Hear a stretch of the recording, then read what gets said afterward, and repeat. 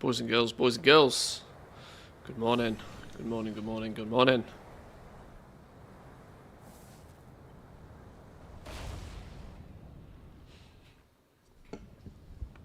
How are we all doing? Hope we're well. I'm diving straight into it as I've suddenly realised I still need to feed this flipping frog fella a bunch of stuff. Wait, hang on. Dragonsbane keep 10 minutes. What? What? Isn't this every hour now? Oh, what is going on? No? Are you still chilling? What's going on? Welcome to the Dragon Isles. Ha! Alright, fine. Well, it turns out that he doesn't want to play game now. Alright, fine. Well, maybe we can start the stream properly then. Oh no, he's doing it. He's doing it. Quick. Please hold. Please hold.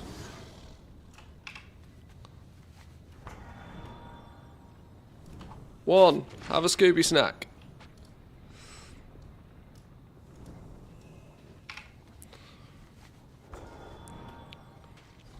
Two, have a Scooby snack. Don't you dare, Druid, fuck off.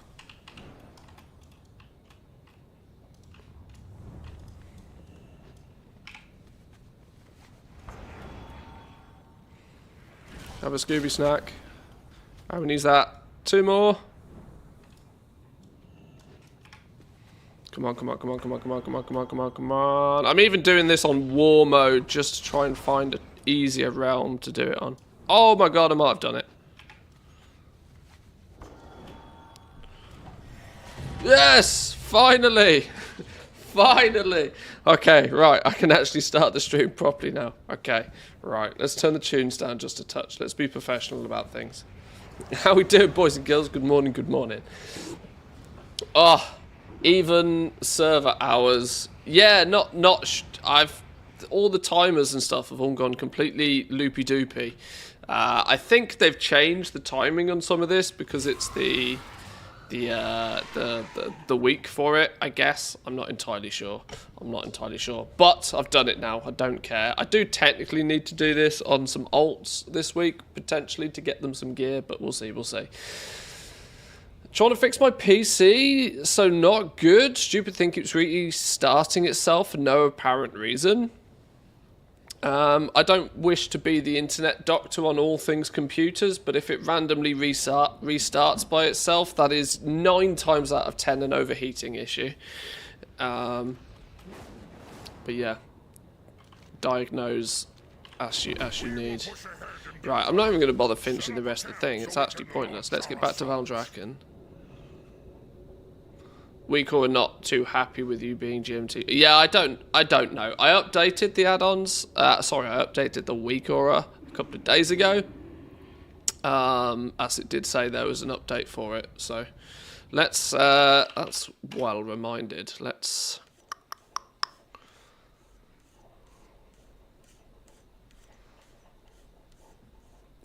upload all of them, shall we?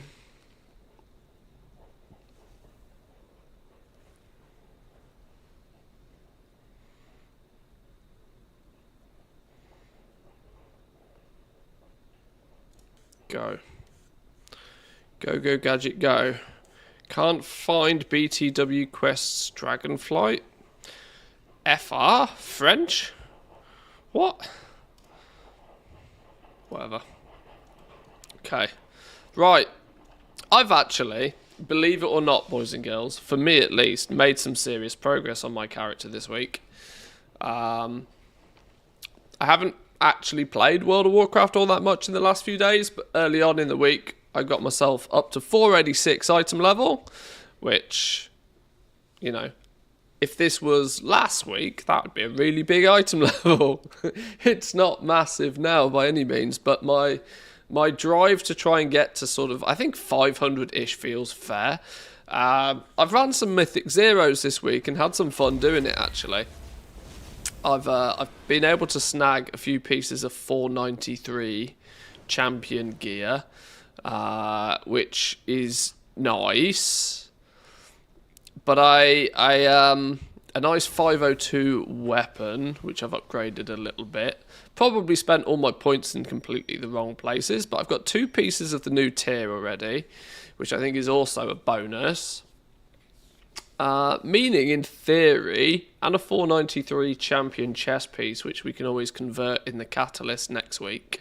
So there's room to get this little hunter of mine, you know, averagely geared. I'm not looking for 528 best in slot shenanigans, but it seems to be that 1 time out of 10, if overheating, is easily checked by looking in the task manager. It's often not, because your task manager doesn't necessarily show everything. But like I said, I don't want to try and play computer internet doctors, because everybody jumps in and everybody has their own opinions on it. And the problem with computers is you just need to figure it out, or give it to somebody else to figure it out. Who knows? What is this? A stream with no Discord announcement? I'm slacking this morning. I broke everything. I was very, very quickly trying to get the keep done. But yes, we can do Discord pings. That's a very smart move. The tunes are still way too loud. Background music belongs in the background. Hang on. Please hold. It's Monday, isn't it? This week's an odd one. It's an odd one for Finnish people, at least, as Wednesday is the 1st of May. 1st of May is a big day for Finnish people. We go and get drunk for breakfast. So that's the best way of describing it. The rest of the world doesn't understand. The rest of the world doesn't need to understand, but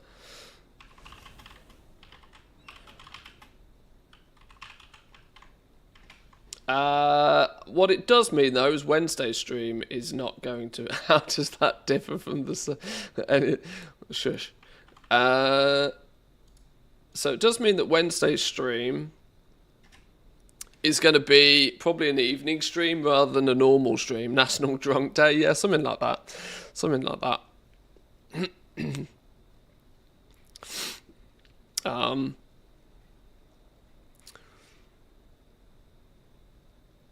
Almost about to install Windows 11, see if that helps. I would heavily advise against it. I would heavily advise against it.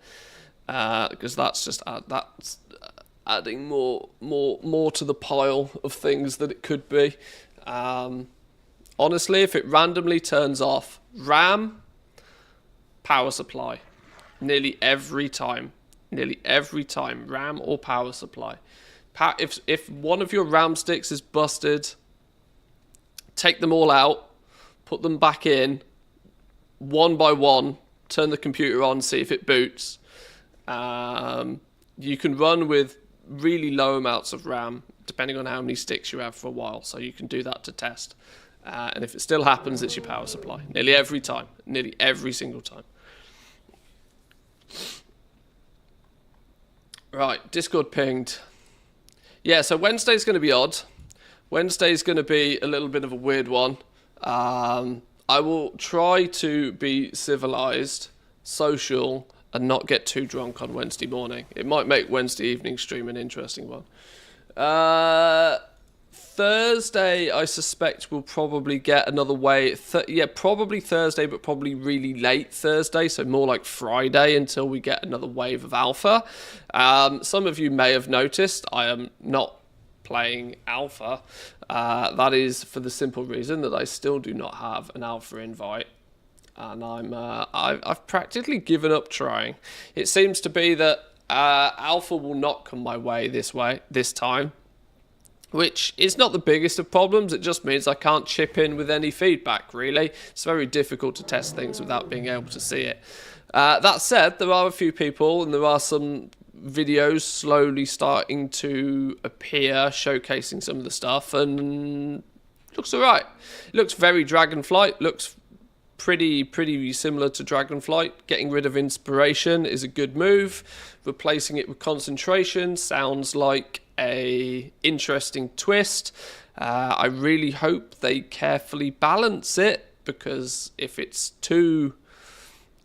undertuned, it might as well have not been added. This is one of the difficulties with adding a system that by design is meant to restrict you. That if it's not restrictive enough, you might as well have not added it. It either needs to be restrictive, and the worst thing for me is that it feels like it's going to have to be very restrictive to begin with to allow there to be progression and growth with your professions as time goes on. So it's going to be weird. I think it's going to annoy some people, potentially, but this is where some testing could really be helpful. Some early numbers I saw, 41 to 49 hours to naturally fully. It seems to be initially implemented at about a 48 hour full recharge time, which obviously stuff isn't balanced. But my first knee-jerk reaction is that's too fast. If it only takes 48 hours to fully recharge,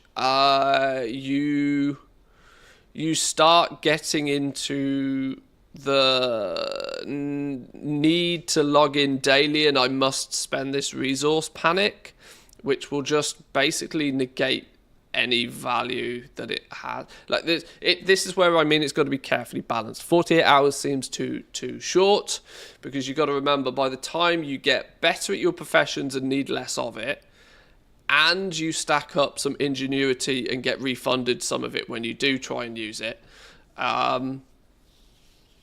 you're just never going to not have any concentration. And if you never not have it, all that happens is that every single craft in the entire game from day one will be based upon the price of using whatever materials you need to guarantee rank 5 with consecration. It goes the opposite direction to where it should be. So they've got to be careful with that. But I'm sure they know. It's our first implementation. They haven't even got rid of inspiration. So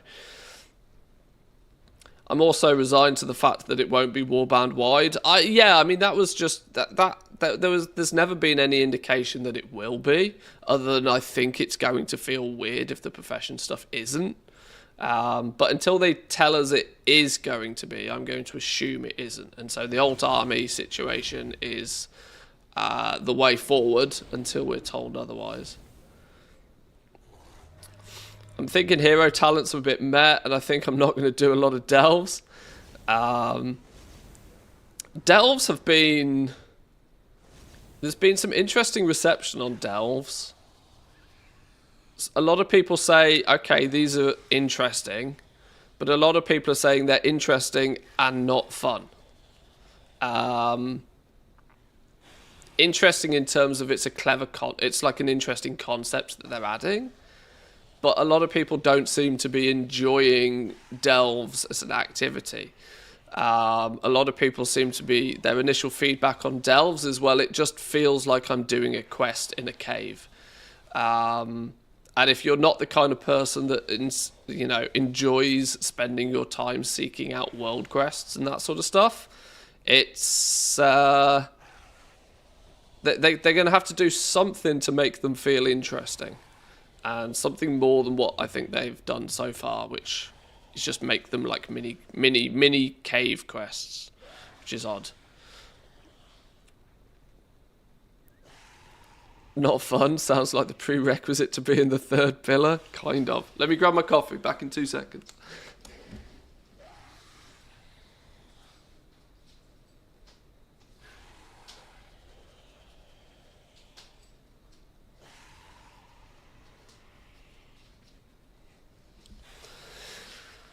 Yeah, the little feedback I've seen of delves is that most people think that they're very easy, but of course people have only really experienced the leveling versions of them so far, so that kind of makes sense.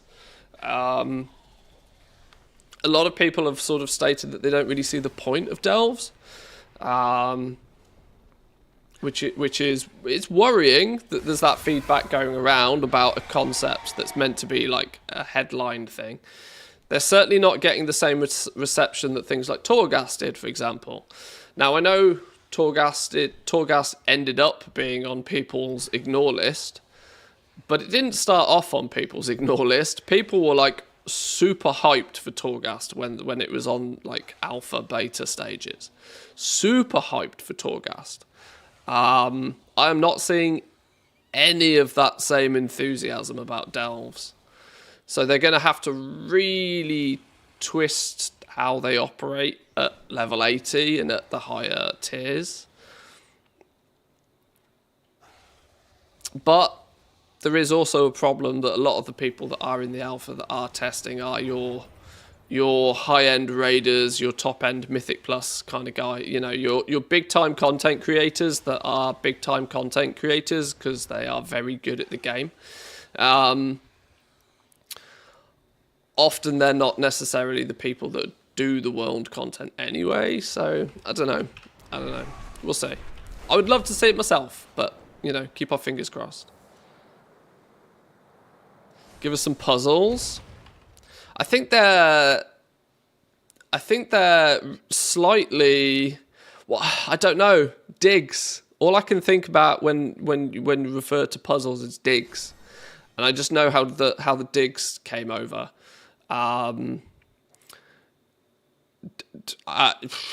They weren't fun.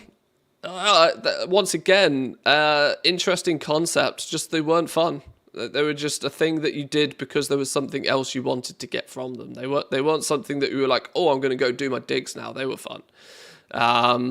And to limit the amount of them that you can do as well, you know, should in theory only emphasize I want to go do some digs, but I can't do I can't do any of them anymore. Oh, my digs have refreshed. I'll go do the digs. There was never any of that. And that was kind of like those one-shot puzzles. As soon as you knew the solution, all fun dissipated from them. Easy, yes. Fun, debatable. Yeah, digs were... What I worry is that digs were like their initial test for delves. And you know, delves is their iteration on the digs. And it worries me because people weren't excited about them in the first place. Best puzzles were Zereth Mortis Match 3. I tell you what, some of the Zereth Mortis puzzles, whilst frustrating, weirdly, that one where you have to uncross all the lines by swapping the bubbles around, I for some reason I quite like that one. And the Bejeweled game, like Tetris-y, colour match, Bejeweled, Candy Crush styly thing, I don't mind that one either. That's not a problem. Right, let's get some daycare stuff done. Oh god, we've got a race. Oh, we got a race. Which one is it? Zaleth on the go. Oh, this is one we actually need. Oh lord, we need this one. Blink boost, blink forward and dash, increase forward acceleration. Consumes arcane acceleration and restores vigor. Okay, so press buttons on cooldown. Got it. Sydney, thank you very much for the prime. Appreciate it. Good morning. Good morning. And Ginny over on YouTube, welcome and good morning. Sorry, I'm not very good at saying the good morning sides of things. My brain is still pre-coffee and I got distracted. But welcome in, boys and girls. Hope you're all good. Wednesday's stream, I've already mentioned, is going to be a bit odd. The streams scheduled generally this week might also be a bit odd. I'm taking slight advantage of the fact that I don't have alpha in a way to get some shit done around the house, if I'm honest. This means that I don't have to worry about too much stuff as and when we do get alpha or something more interesting is happening. I'm trying to, you know, get ahead and be productive.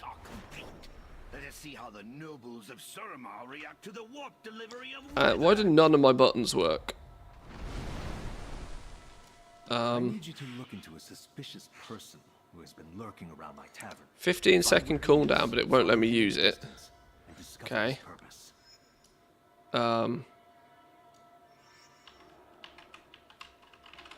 Well, none of my buttons do anything. That's not very good, is it?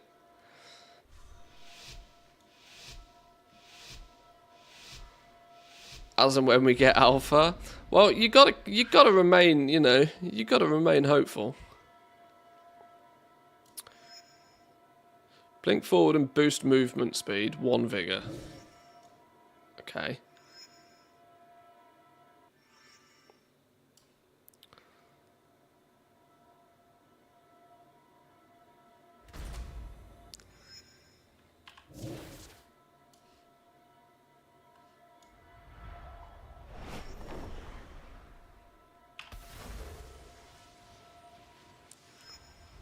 Okay, so I have to use this one before that timer runs out.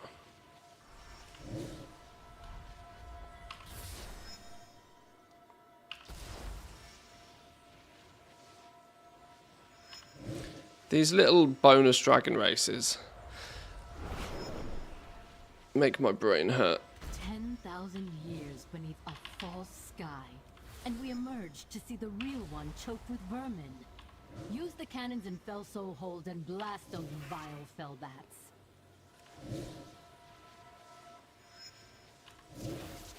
The Withered must be made ready for our assault on the Nighthold. Oh, the Withered! I forgot about the Withered. Those fellas were fun.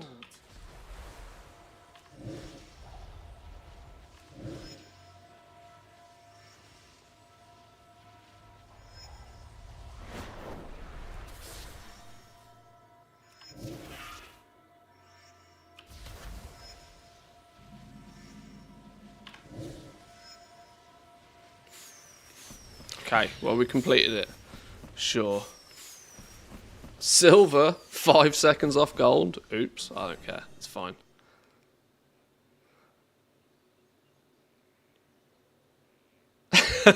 Whoever made these Whelp dailies needs to tread on Lego or a 3-pin UK plug. Nothing more painful. Actually, nothing more painful. Transferring currencies within your warband, available currencies, transfer rates. Why this transfer crap? Yeah, the currencies is an interesting one. Have Wowhead actually got anything more to say on it, or is it just a slow news day in the office and they've got to... let's have a little look.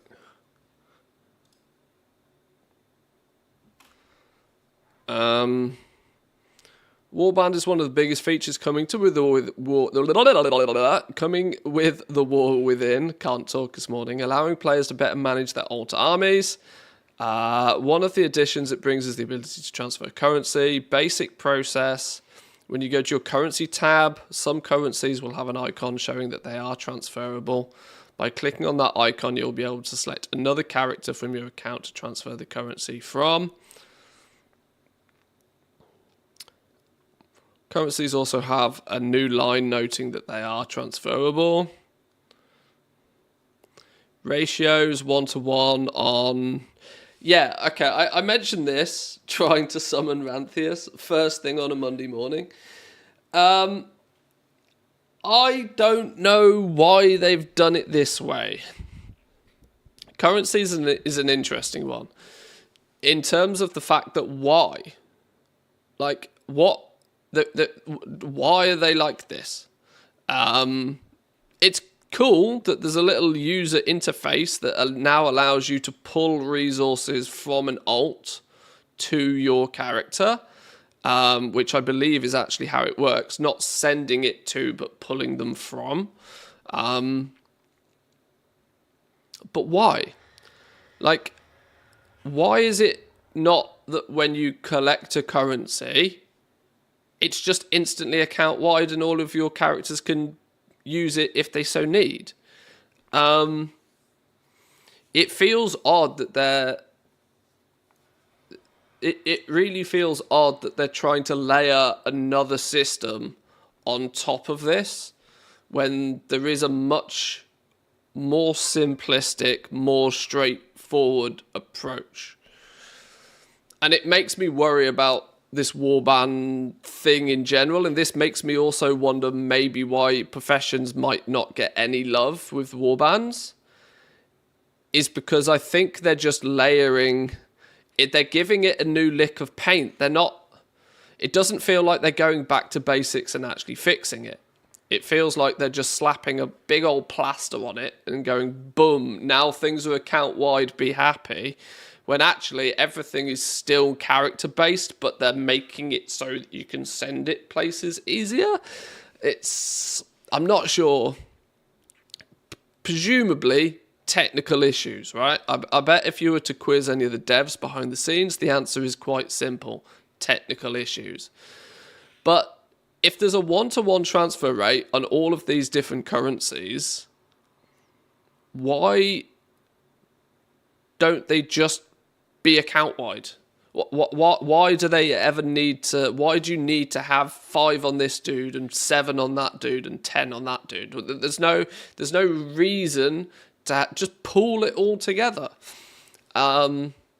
All currencies should go into a warband currency tab. Job done. Yeah, like everything should go there and all players can pull from it. And if you don't have enough to pull from it on that character, then, well, you can't. I can see that people spend currency by mistake that they collected on another character and that they wanted to keep. Pretty sure they want to avoid tickets to refund. Yeah, but that's what I'd consider the excuse, but not the reason. That's their reasoning for not doing it, is that they don't want to give themselves more work. That's not the right answer, though. I get it, because, yeah, somebody might log on to an alt and see that they've got, I don't know, 10,000 dragon points, and they might spend 10,000 of their dragon points and then go back onto their main and be like, oh, where have my dragon points gone? But this is where they just need to portray the information properly.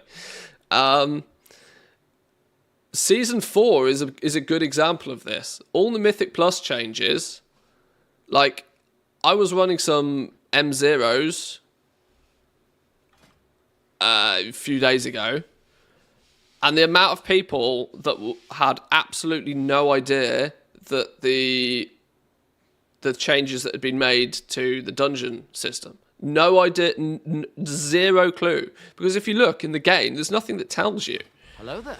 There's literally nothing that tells you. I can't find really much of anything that tells you that, oh yeah, by the way, a +2 is now yesterday's +12, and that if you're gonna ding level 70 and go straight into mythic keystone dungeons, you're gonna have a problem. There was all sorts of reports of like item level 450 players trying to join Mythic +2s and being denied and then raging, and it's like, oh, well, they've changed the way the game works, but they didn't tell anybody. Unless you live on blogs or that sort of stuff, you just don't know. This is one thing that World of Warcraft is very poor at nowadays, is actually just telling you that shit's changed and what's going on. I'm not sure there's any real... How do you view the... Can you view that splash screen that you see once when you log in again? Is that even possible to see again? The, like... You know, the one screen that has like 3 things on it. Is that even possible to see?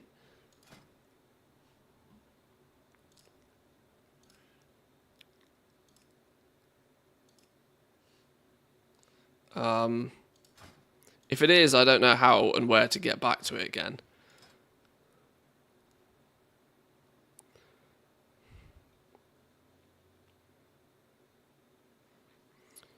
Mythic Plus Dungeons, Dragonflight Season 4. Like, there is absolutely nothing here to tell you that this entire system has changed. You need a Sith Emp for a cam filter for when you're channeling Ranthias. Look, I'm still pre-coffee. It's Monday. Leave me alone.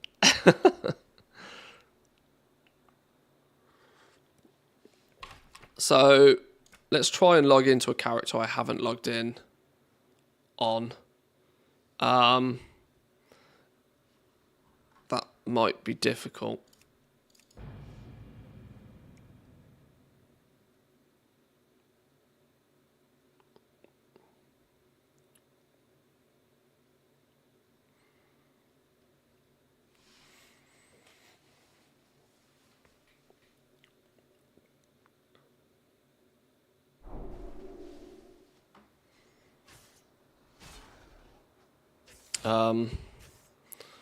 Okay. Well, I didn't get a splash screen on this character. Maybe it's because it's too low level. Can I find a high level character? I don't know. The issue stands though, right? Like, they're really poor at telling you this sort of stuff.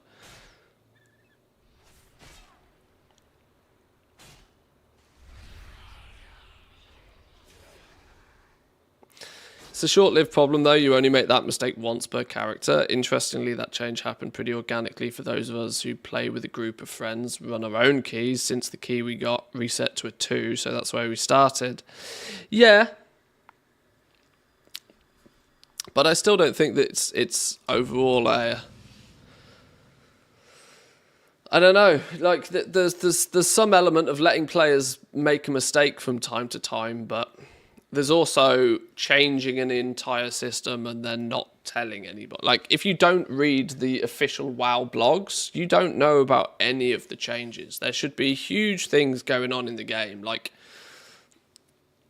I don't know, something as simple as like a big info sheet or a latest news something or other, like actually in the game where people are, where people might see it. I know it sounds gross, but force people to have to close it when they log in, you know,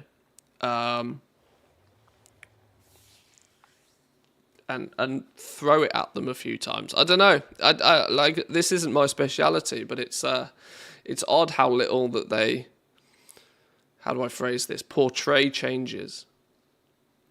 But yeah, welcome to WoW. Let's get these done, though. Let's get this done. Where's... I need some coffee in me. Blizzard said to read the patch notes we list in the launcher, make it easy for them. It's not custom oriented. Yeah, the... I don't know, they kind of live by the theory... I don't know, a lot of what I see Blizzard doing is very old school ways of doing things still. I mean, in a game that's 20 years old, it's obviously going to have some cracks, right? You know, it's not going to be perfect because it wasn't made today. It was continuously being made over the period of 20 years. But it's a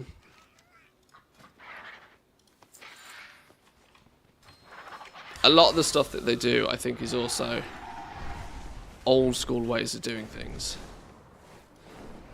In the early days of MMOs, you could get away with not telling players anything, right? But now I think you do need to get that information across, especially considering retail is meant to be the sort of the more up to date, the more arcadey, the more player friendly version of the game. It would be a good quality of life upgrade, let's put it that way, if they were to have something in the game that was actually, didn't require you to go into, like, you know, you go into support when you're like, oh, I've got a problem, you know, this is your last case scenario, something's fucked. There should be something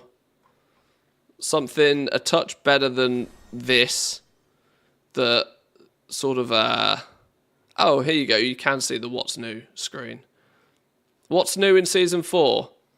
Season 4 rewards, updated dungeon progression, heroic, mythic and mythic plus difficulty has been reworked.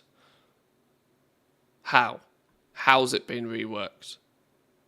Like, how? I mean, no, it's just, it looks cool. It looks cool, but it's pointless. It's actually pointless. Conquer all the 3 Dragonflight raids for updated rewards. Okay. What are the update? Okay. Why say new in Season 4 and then say Season 4 here? Did you literally have nothing else to talk about? Like, this is... It's designer made. It's 100% made by a designer, and then somebody has come along with Photoshop and made it look good. But nowhere in the quality control process have they put it in front of somebody that plays the game and asked the question, does this help?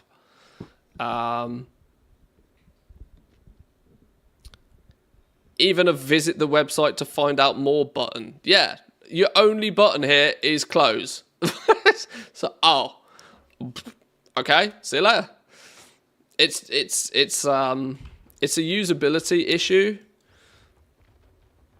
for the most part, but you see this time and time again with literally everything Blizzard implements. Is that if you haven't broken it apart on the PTR, if you haven't watched 12 YouTube videos and read 3 blog posts, you don't know what's going on. And so, the result of that is that many people don't know what's going on. And they live in this world of just blissful ignorance, going about their day. And if something doesn't work properly, they just probably put it down. That is what the casual audience is. If you watch YouTube videos, if you're here watching me now, if you watch streams, if you watch YouTube videos, if you read Wowhead blog posts, you are not a casual World of Warcraft player. You are, because you are already more invested in finding out things about this game than most people are. Most people, they'll log in, they potter around, they do their thing. You know, they maybe chat to a couple of people in their guild chat if they're in a guild. If not, they don't chat to anybody. And then if something doesn't make sense to them, they just don't do it. Blizzard rely on Kalani too much. I like the fact that he's now doing videos for them. I like that for him. I don't think it's good for Blizzard because it's, you know, once again, another showcase of them outsourcing stuff. But it's good for him. Fantastic for him. I wouldn't be too surprised if within the next expansion we see Mr. GM doing similar. I suspect that Blizzard will quite happily let the good content creators do their thing. So that they don't have to do it themselves, but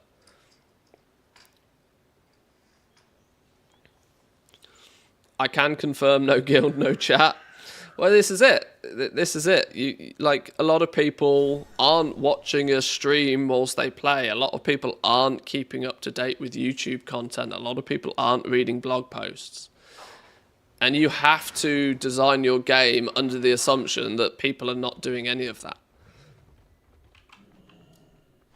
And if you're making the assumption that people are doing that, then you're naturally hindering a great percentage of your player base, I think, straight away. Which is where I think they could be a lot better at. What are we doing? Sleepy Bear awake. I seem to not be able to multitask. I can't drink coffee, rant, and play World of Warcraft. Oops. Do you think we'll have a... I don't think we will. I don't think we will. Although what I would say is I think there's a lot of stuff about the professions we don't know yet and hasn't been implemented yet.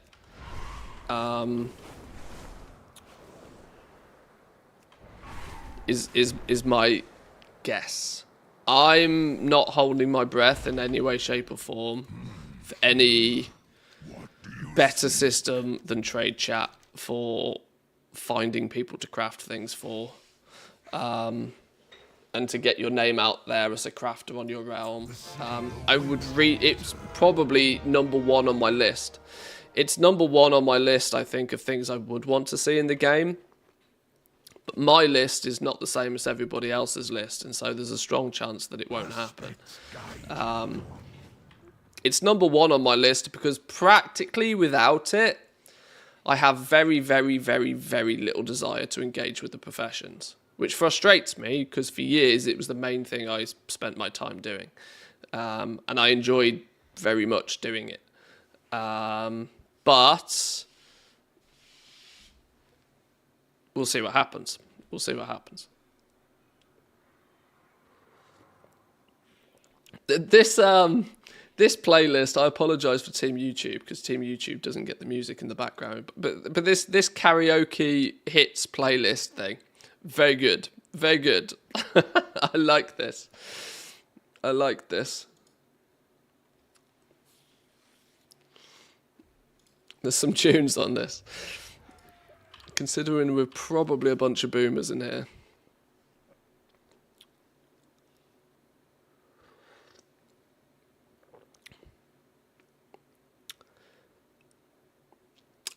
Quick question, that add-on on the bottom right corner telling you all the weeklies and dailies you need to do.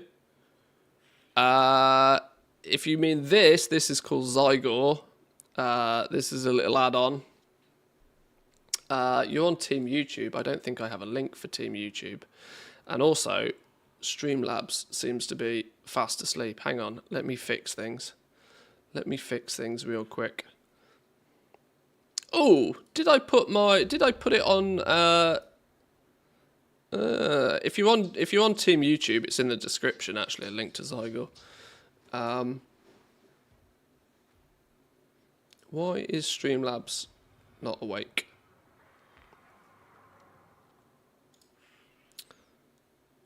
Why does Streamlabs do this from time to time? Why does it randomly turn off CloudBot? Don't know. Users in chat.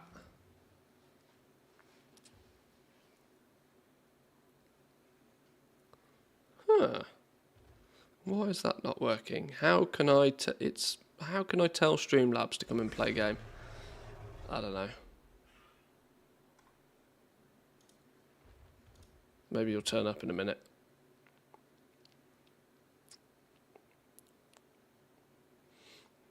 Streamlabs will say hello in a minute. Have faith.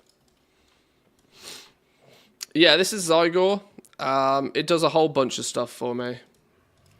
I showcase this way too often on stream. But it's cool because it makes dailies, it makes leveling, it makes leveling your professions, it makes collecting pets, mounts, titles, all stuff much, much, much more straightforward. It doesn't have everything. It doesn't have absolutely everything. It doesn't have a little guide for every achievement exactly, but it has enough stuff that makes it very useful most of the time. Your WoW assistant, yeah, that's probably a good way of describing it.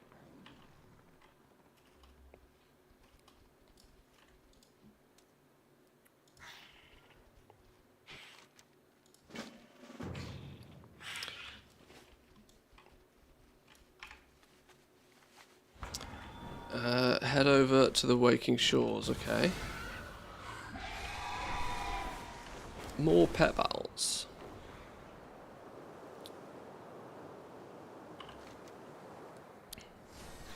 Oh, I've still got war mode on. I've got to remember that. I've got to be careful. I'll get slapped. I want to get this coffee in me. I want to get the caffeine pumping.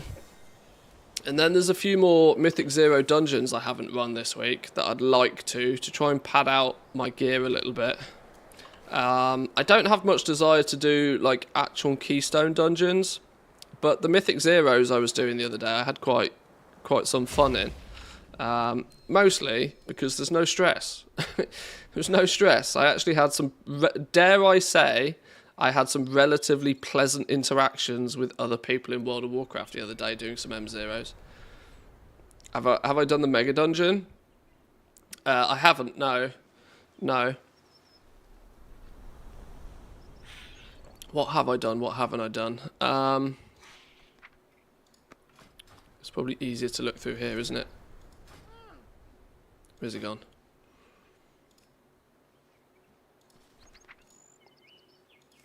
Algathar Academy I've done. Brackenhide Hollow I've done. Halls of Infusion is done. I need to do Neltharius. I wonder if there's any... There's probably some loot I need from these bosses as well. Ruby Life Pools I need to do. Done the Azure Vault. I need to do Knocker Defensive. Done Alderman. And I could do with doing Dawn of the Infinite as well.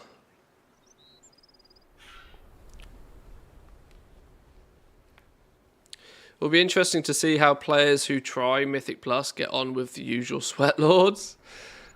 I was told off by a healer the other day because I cast Lay on Hands on him when he was at 20% and had a dot. I mean...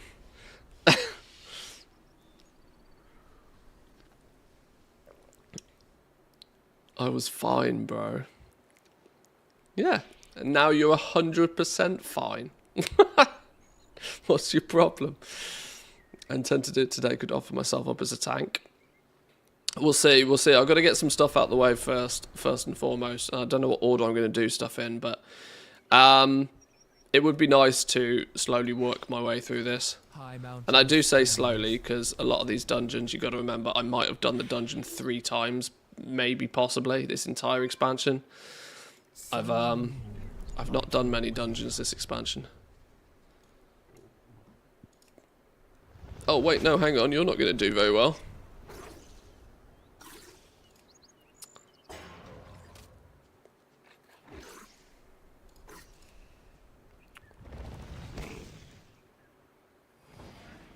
Oh no, hang on. I haven't got the right pet in my in my team. Oops. Let's fix that real quick. Who's the one I need?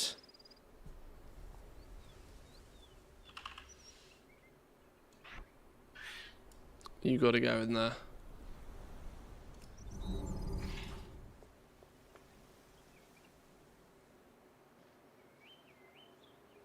The river provides. Let's try again. Ride the winds. If using Iggy, begin with dodge, then extra plating, then spam stone shot. Dodge. Extra plating. Spam stone shot. Boom.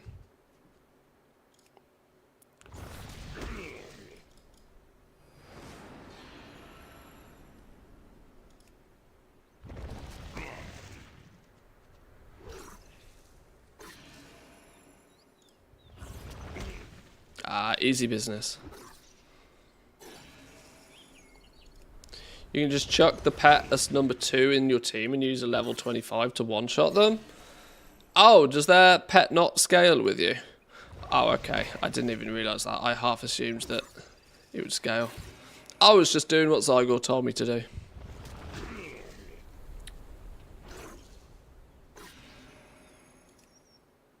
Still a lot of pets I need to collect, actually, from Dragonflight. I'm not sure if I did my world tour of capturing everything, even. Dead. Easy game.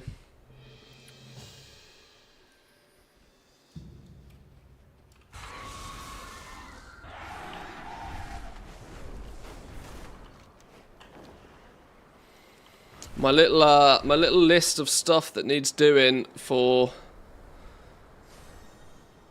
the good boy is getting very skinny. I must admit, I didn't go into this expecting that a fishing hole would be the the raid boss mechanic, but maybe on reset day, maybe on Wednesday. Surely by Wednesday that one fishing hole has got to be up. Surely.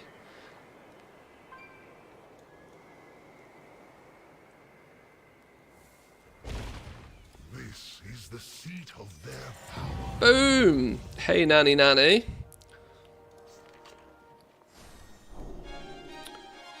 Bonus pet. GG. Right, pole position. Okay, I've got one little race to do. One race, and that's the last quest I need to do to get Whelp. There it is as well.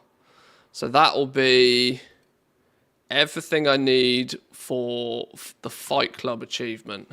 Just these two. So one more dragon race at some point when it's the right day. Pole position, Posidris. But now we've got the pet, that should unlock the daily quest. So hopefully tomorrow. If everything goes to plan, we get that tomorrow. We get Daycare Derby, Whelp, there it is. We'll get the Fight Club achievement. Then all we'll need is this one fishing hole. And we will be done for the Shadowlands meta achievement. Shadowlands? Haha! Dragonflight meta achievement. I'm going to try very hard to not go and do the Shadowlands one after. I don't want a task list like this too often, but sometimes I'm happy to go with it. Like, occasionally I'm happy to go with it. But I don't want World of Warcraft to feel like a chore list all the time. Oh, wait, hang on. I've still got the daily camouflage one to do. Why is it not?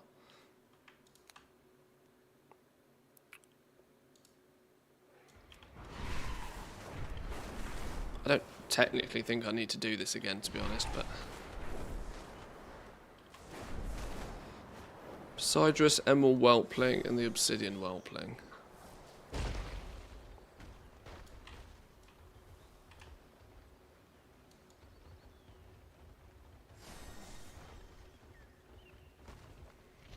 There's usually one lurking down here somewhere.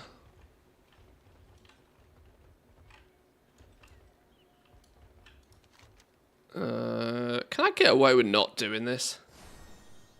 I'm pretty sure I can get away with not doing this. This isn't one I actually need. But I am doing everything I can possibly do every day, just in case it like has some magical prerequisites to unlock something else.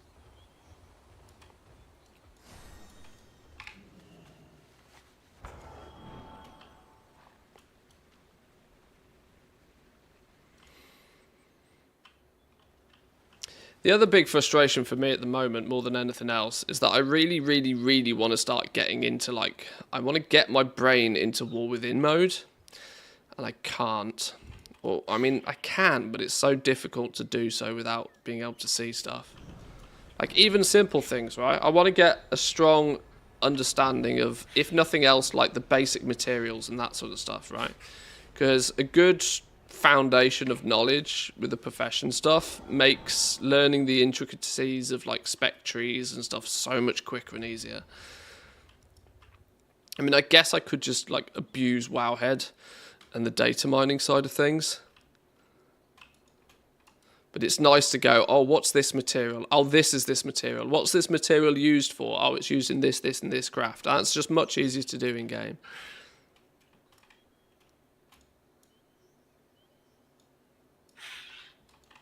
I guess the TLDR is I'm still mighty salty about not having an invite, but at least I'm aware of that fact.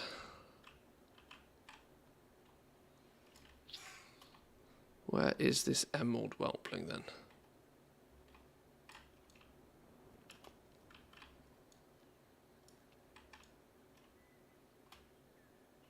No, up here's too far. I was watching Tally the other day. He said there was 7 people online in the alpha. Yeah, Mr. GM was on the alpha, and he said the exact same thing. It's like like at this point, it seems really weird to me. Like, what's the benefit of having a public alpha if you don't allow people in to test it? Now, I kind of understand week 1, sure. Get your big name content creators out there. Get some, get some free earned media. Get some eyeballs. Get some people talking about it while the hype's there. But then next week you should just open the damn floodgates and get as many people in there as you can. If there's people that have signed up to test it, let people in. Let people have a look.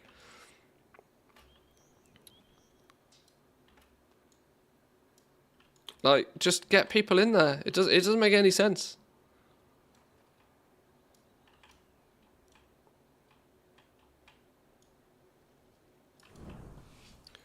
Tweak the WoW devs can't hurt. I've done all of that. I've genuinely done all of that.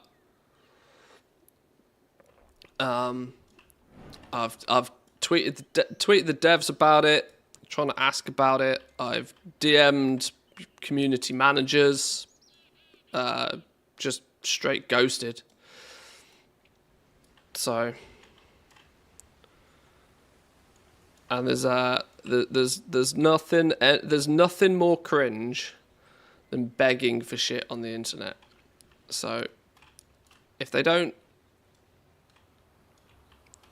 you know, I'm only willing to go so far.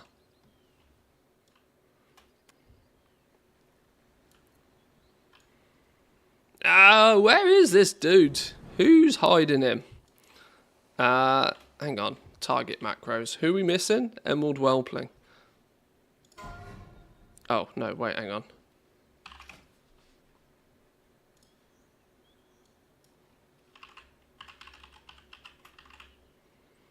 What was it we need? Emerald Whelpling. Up here somewhere.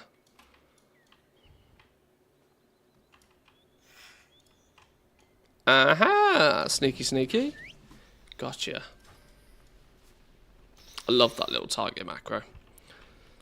Literally one of the best macros I have. Because it doesn't just target something. It will put it puts a raid target on them. It will ignore it if they're dead, and it plays that like bing if it finds them. Which means if you're like hunting for a rare or something and you're flying around a zone, you can just be spamming this button like practically AFK, and you just wait for that dong, and then you know it's targeted it. Very handy. Screenshot it if you wish.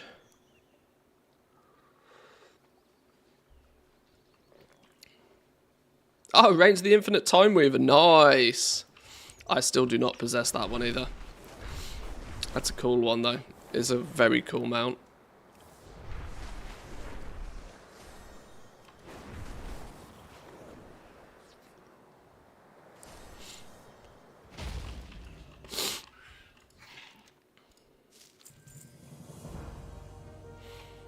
Honestly, all it means, though, with the alpha is the simple concept of that if I do get in on one of the waves, I'm just going to have to be quicker. I'm just going to have to be quicker. We'll just have to, because obviously every wave that goes past, it's probably only going to be a 4, maybe 5 week thing. So, you know, 2 weeks down. If we get in next time, I'll have 3 weeks to have a poke about. If we get in the week after, I'll only have 2 weeks to poke about. You know, we'll see what we can do. Probably want to test out the prospecting like last time. Now, this is where I have to remind people that things like prospecting, ignore it. Like flat, if you get access to an alpha, you got to remember what the alpha is. You test all of that stuff late in the day in the beta, because the beta is where they start balancing things, and they're looking for bugs. Like the alpha is more about, here's the first implementation of a thing. What do you think about it? So what you want to do is like just like as far as professions are concerned, you know, is there a sizable variety of things for the professions? What's the new stuff that they're trying to do with professions? Is there any sort of like weird and wonderful mechanics they're implementing to the professions? How do those feel? How do those fit in?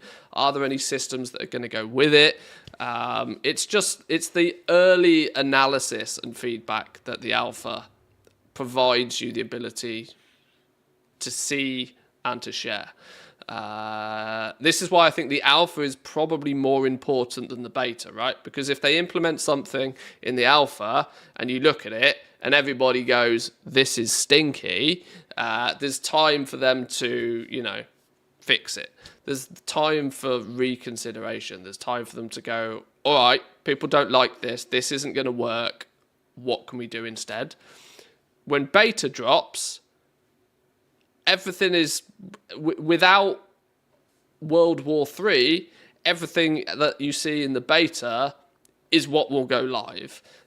It will be then tweaking numbers, right? Tuning, balance passes, that sort of stuff is what the beta's predominantly for. It gets loads of people in there. It gets loads of people the opportunity to break things, do weird things that people wouldn't normally do, break things, find all the bugs, find all the exploits, get those in, get those reported. That's what beta's for. And in beta, that's when you might start thinking, all right, let's prospect 10,000 pieces of ore and see what we get. That's where you can sort of start to do some of that sort of finer analysis of how things actually work. But in the alpha, the alpha's just very conceptual, if that makes sense. According to Towley, a lot have bought the Epic version, so there's going to be a lot of beta players. Well, a lot of people will have bought the will have bought the Epic version for the 3-day head start. I'm not entirely sure that most people who play a video game could not care less about the test phasing. Most people couldn't give a damn. I don't think there'll really be any more people in the beta this time round than there was in any previous. And you see this with the alpha invites that go out, right? People will log on for a day, poke their head around, go, "Oh, this is cool," and then that's it, right? there's no actual like testing that goes on. There might be an initial rush to it when, week 1 of beta might be pretty poppin' because everybody that's bought the Epic version will dive in and have a look. But week 2 of beta, it'll be a ghost town again, I would imagine. I only want alpha so I can break it. Honestly, you're the kind of person that should have an invite to this stuff because that's what they want.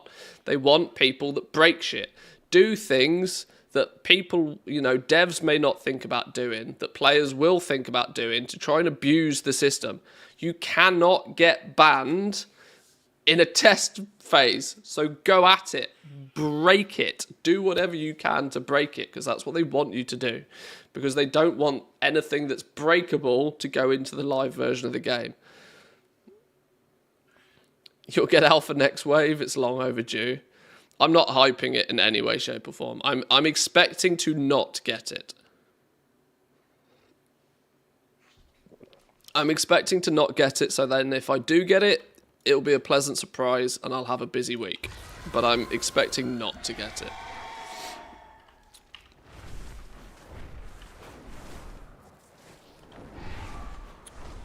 They should flag people based on previous alphas and betas, those who have played more than a few hours and even given some good feedback. I mean, that would almost be sensible though, wouldn't it? So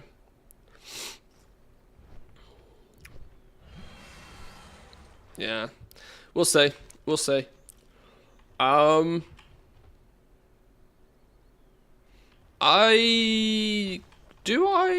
got my spark this week. Do I make a crafted piece of gear? Or do I save my spark and see, I've got a champion level weapon already. I'm thinking what to do with my crafted tools. Do I throw my spark at something 489 to 502 without using upgrade crests?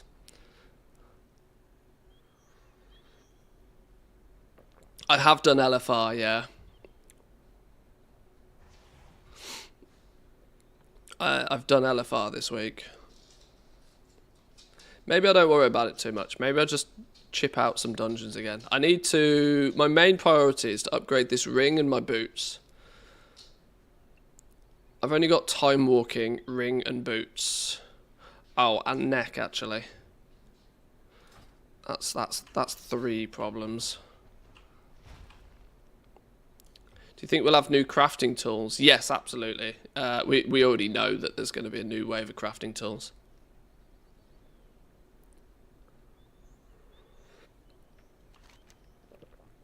Craft the ring with a spark, maybe. Yeah. I mean, I've got this thing already made.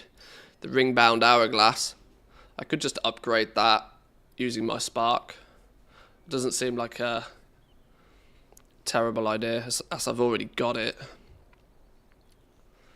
New tools would be backwards compatible, I believe. It would be nice if they were. I don't know if they will, though.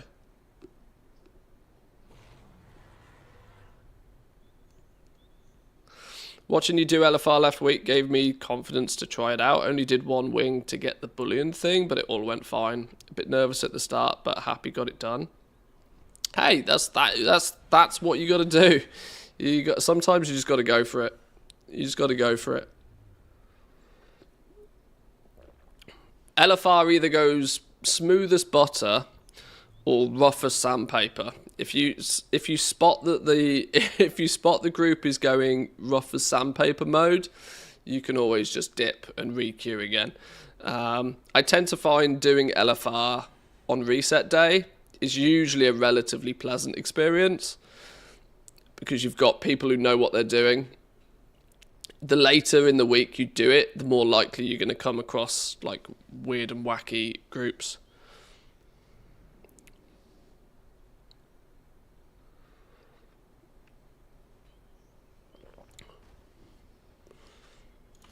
I think before I use my spark on anything, the smart thing to do is probably get my Mythic Zero sweep finished. Because if I end up getting a piece of champion gear that I can then upgrade, that will sway my decision, I reckon. So let's pick a dungeon that I haven't done. Which ones? Well, I'll save the Dawn of Infinite, because I think there's a couple of people that want to come along on that. But let's take a look at what else we got. Shall I just start at the top? We've done you, done you, done you. Neltharius. Do I need anything from here? I mean, that's probably another good thing to check, I suppose. Not too much point running it if I don't need anything from it.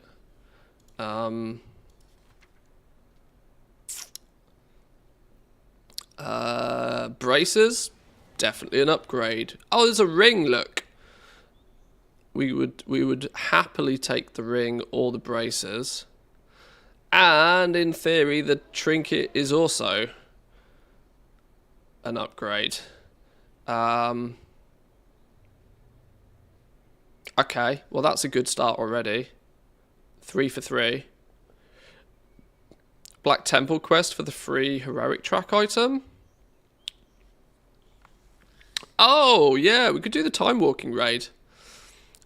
We could do the time walking raid, couldn't we? That could be jokes.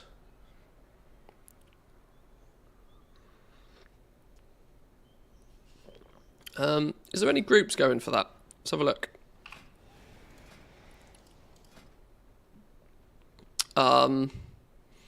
Where does it...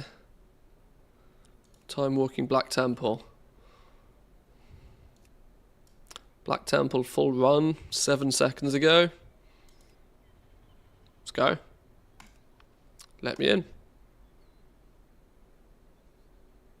Alternatively, I could always put a group together on stream. Unless people have already done it. Oh my god, look at the amount of people that have already requested in.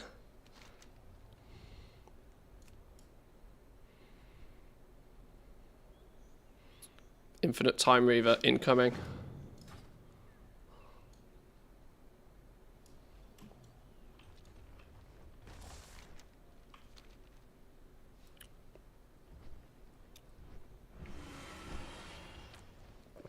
I've been selling a good amount of the new PvP crafted gear. I'm kind of surprised. I thought PvP is dead in this game. Early season, you'll sell a bunch of it. Not only because I think it's actually quite reasonably good item level, even for just people dinging 70.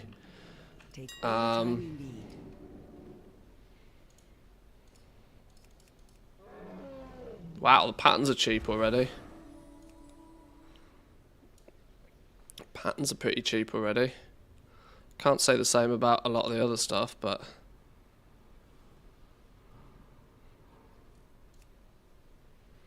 Ha! Dirge recipe. I was tempted to buy that once upon a time. If you weren't a hunter, what class would you have picked? If I weren't a hunter? Well, the only other character I've really played significantly is Paladin. Both Paladin and Mage I have dabbled with.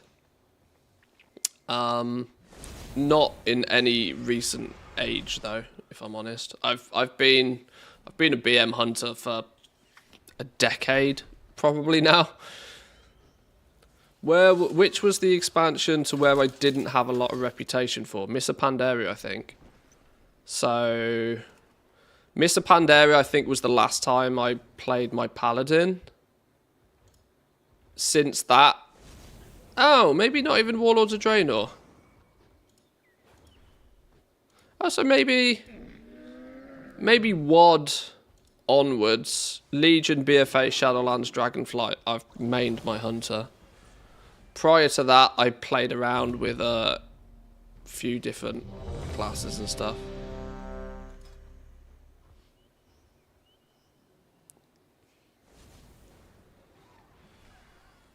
Got one of the PvP recipes yesterday, 75. Yeah, the default recipe listing price.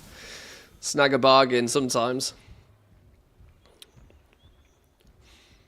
It's nice when that happens.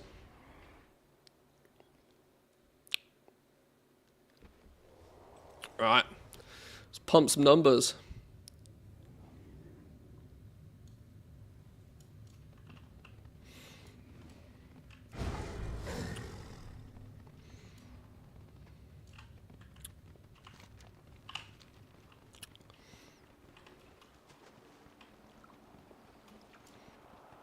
I'm not sure I need Zygo for this.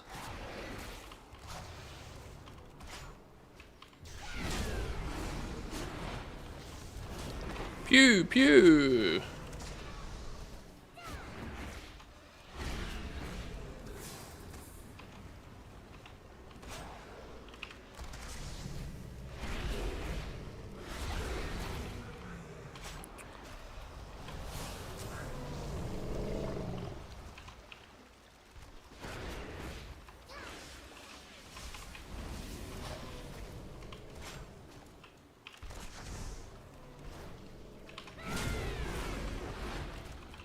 Got my Ashes of Alar from the Time Walking raid quest. I saw Mr. GM got Ashes as well from this. I didn't even think that would be possible, but apparently it is. Congrats though. That's a big mount to get from a Time Walking raid.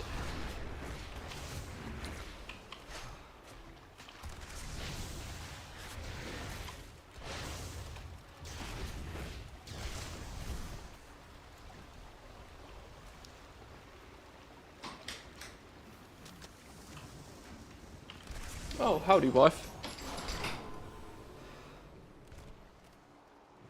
Back in 2, boys and girls, hang on.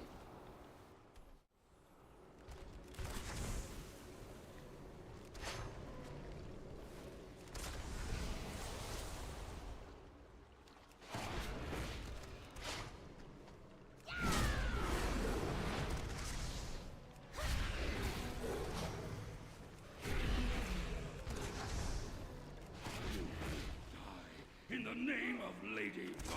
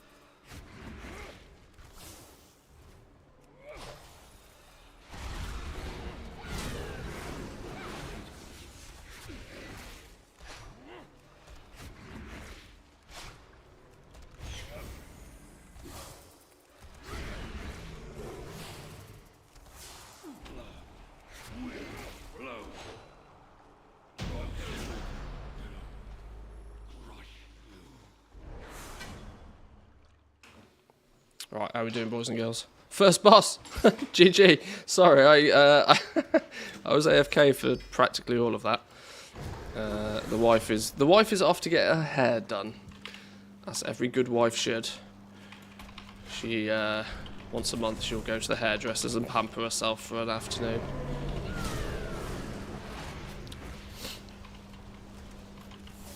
With the bonus that she said she'll bring me some noodles home. So, happy. Food. No problems with me. Beth said she's going to delete her Black Temple box as she wants to loot it from TK. No! You can't do that. You can't do that. I suppose it'll kill the meme, wouldn't it? It'd be like me getting the long boy out of a unclaimed container or something. Break the memes.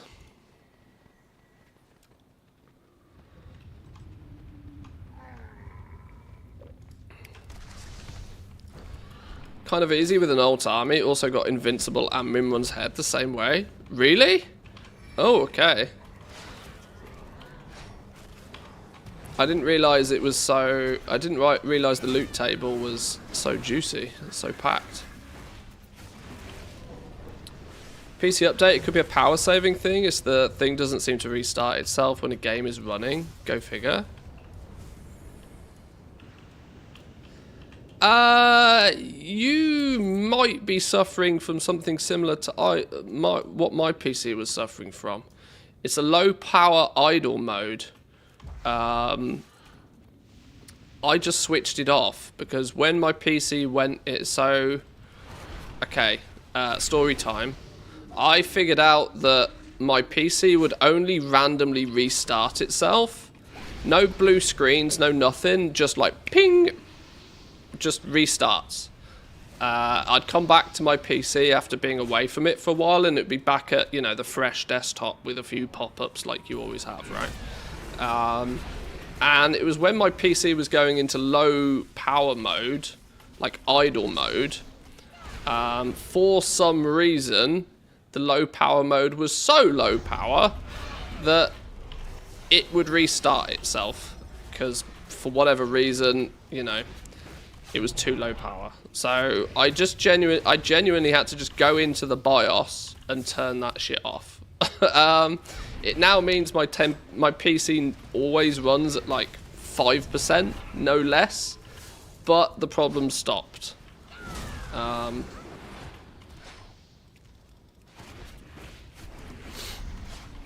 And yeah, that was one of the hints that it was a low power thing. Because it would never happen when I was streaming, it would never happen when I was actually using the PC, it would only happen when I would leave it and it would idle, and then it would crash clearly during idle. Which is obviously odd.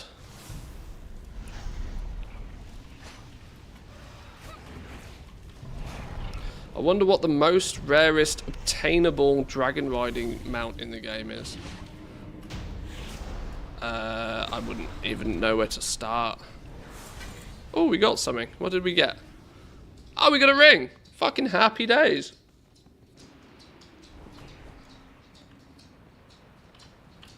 Yeah, boy.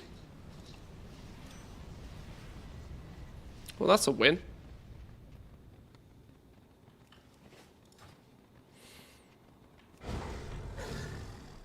Restarted whilst browsing Reddit, watching videos, either at Twitch, VOD, or on Prime. Yeah, that's exactly what was happening to me. Exactly. Do you have an AMD processor by chance? Live streams probably won't cause it because of how badly Twitch is optimized, but YouTube can run at like, if you're watching a YouTube video, your PC can run at like nothing. Like, because YouTube is actually an optimized website. Yeah, you have a name. Yeah, you've probably got. Feel free to. I'll DM you some info after stream because it might be very similar.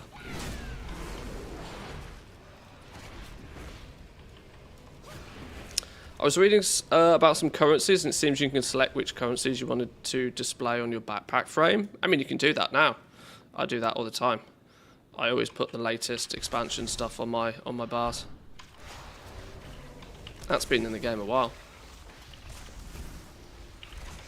No, when you go into the currency tab, you select a currency, you've got show on backpack.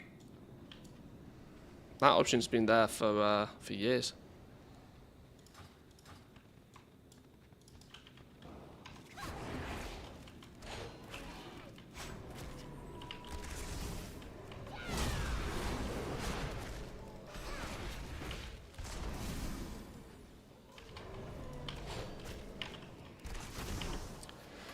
Already turned off all power saving stuff in the browsers. If the problem is anything like what mine is, you'll have to change it in the actual BIOS.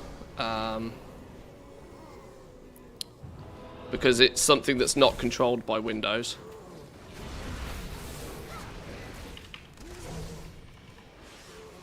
So there's not much you'll be able to change actually in Windows to fix it. I had to go in and change a setting on my BIOS to basically tell the processor not to go into super low power mode.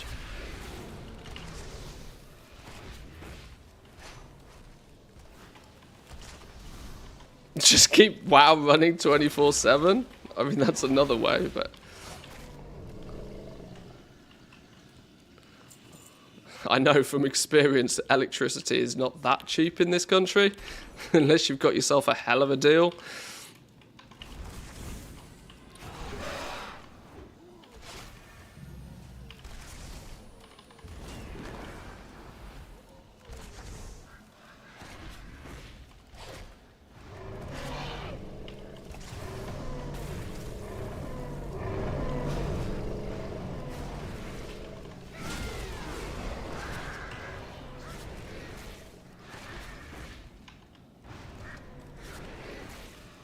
Right, there's most trash. Pew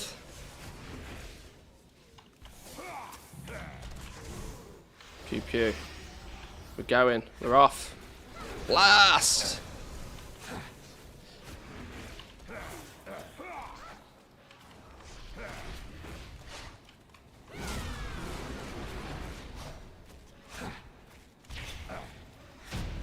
Boom. Headshot. Go on, more gear. Badges. Stinky badges. Every man and their dog got gear except me. Shame.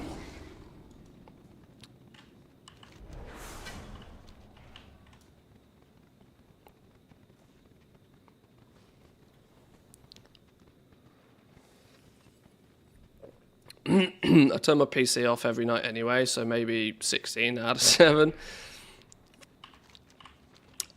My gaming PC gets switched off. My other PC doesn't. That lives on.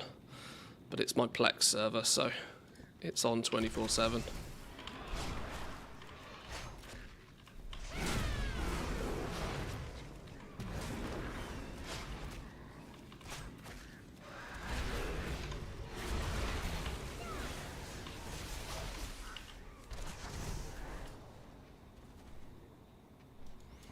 I've just realised, does this place have specific appearances on... Because my ATT seems to indicate, like, time walking as a separate category to normal. Do the appearances not share with the regular raid? Is that a thing? That feels gross. If there's specific time walking appearances. RIP collectors.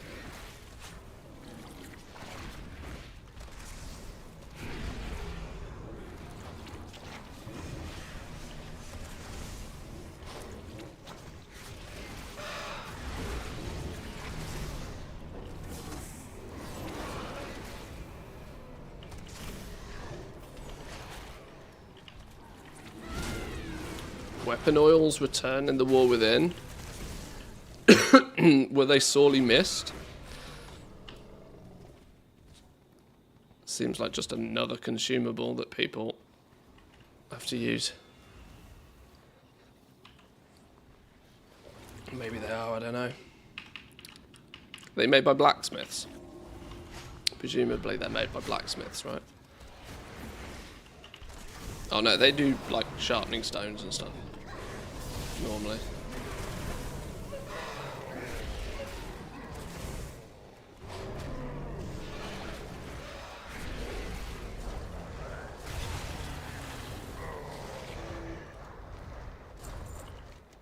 Right, who's next? Gorefiend. What's on your list? A weapon and a cleaver, potentially.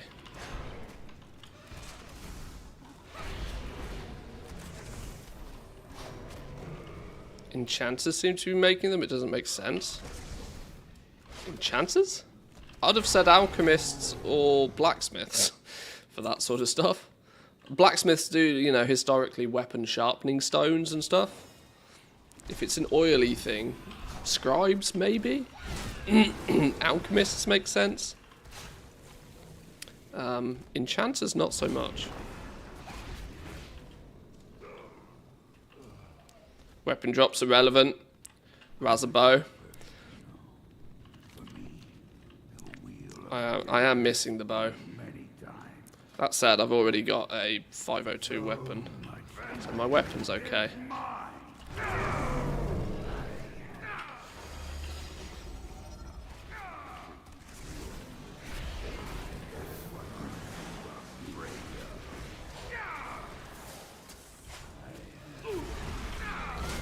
Wow, have we got some just like top tier pumpers in this group? We must do. We've got some absolute slap happies in here.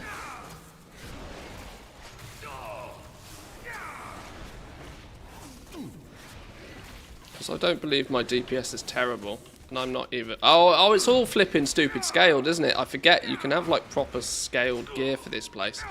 You've probably got Hearts of Azeroth all over the place. Sweats. Bunch of damn sweats. That's got to be it. Not that I expect to be topping meters with my gear, but... Right, dead. Dead as a dodo. Badges. Puh. Puh. 14th! Oh, God. Oh, God, I might as well not be here. Shocking performance. 14th. Unbelievable.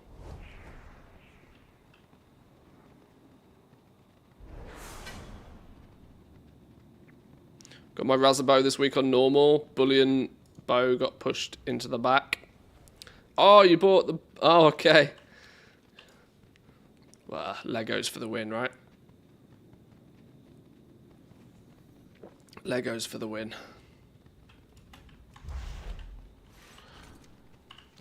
This is surprisingly smooth. I'm somewhat shocked that this is just... We're just strolling through this.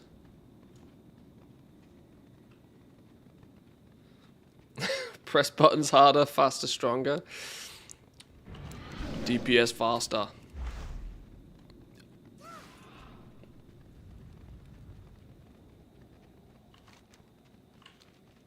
More importantly, I'm glad somebody knows where the hell they're going, because I am lost in this place.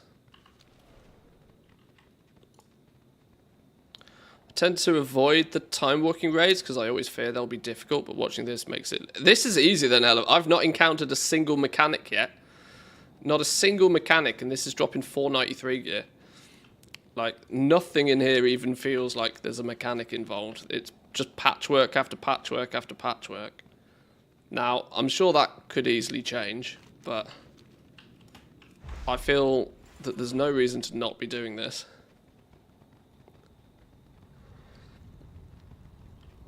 Admittedly, you've got to find a group via the group finder. You can't auto queue for it. But if anything, that made it quicker and easier. We were in here faster than we would have been by pressing LFR buttons. This is easy mode, GG.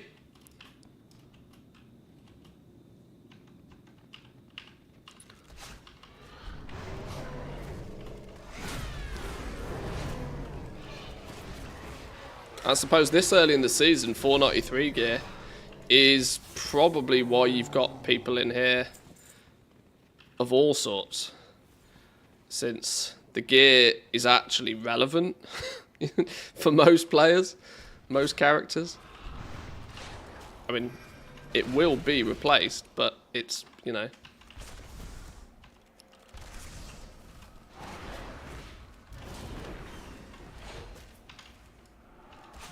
So much so, I'm tempted to run through here on a few ults. This comes from me, who absolutely doesn't care about gear. Right, who are we puring now? The Recklary of Souls. Do you have anything cool? You have a pair of shoulders, apparently.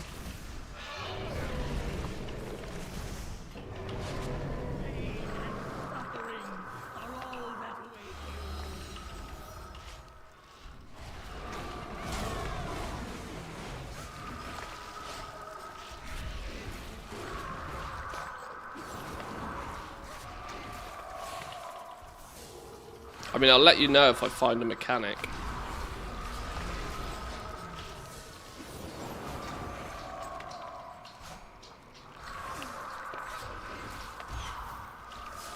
Either everybody else is doing the mechanics and so I don't even know they exist, or, once again, another patchwork boss.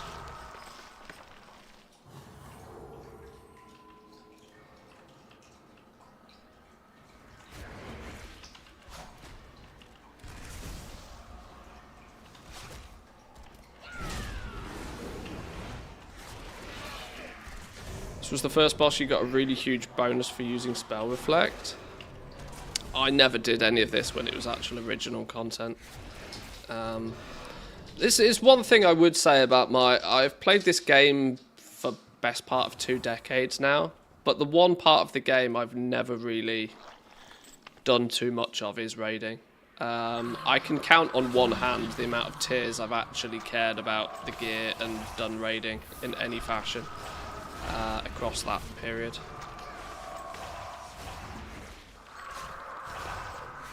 There's been periods where I've attempted to pug through some of the raids, but honestly, the frustrations that came with that put me off it just as quick as I made any effort.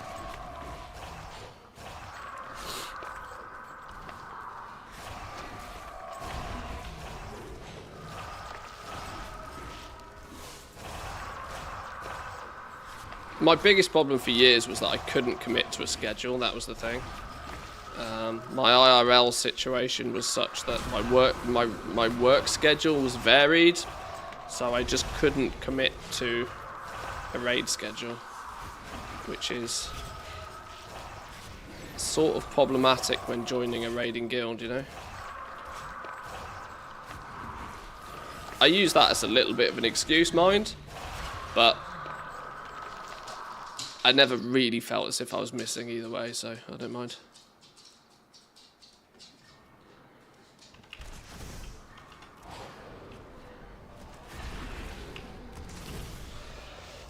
I'm stuck in between 2 worlds, doing Mythic Raiding, Mythic Plus, but also want to make gold. It's hard to maintain the 2. This is why gold making historically attracts the mid-core, as Blizzard likes to call us, crowd. Because you do often have to choose one or the other. Because the periods in which goal making is going to be at its best coincides with the periods where raiding and Mythic Plus is also at its highest peak.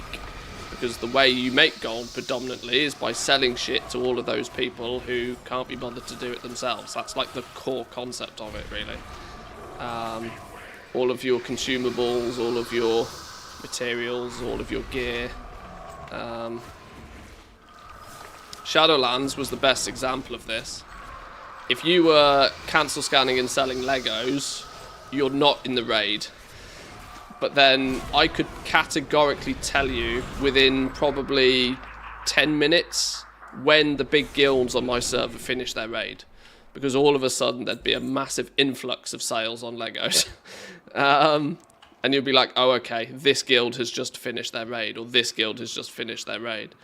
And so as a goal maker, you kind of had to not be there doing the crafting, selling the, you know, you kind of had to choose either way. Ah, Streamlabs is back. Welcome in, Streamlabs. Thank you for sharing my socials.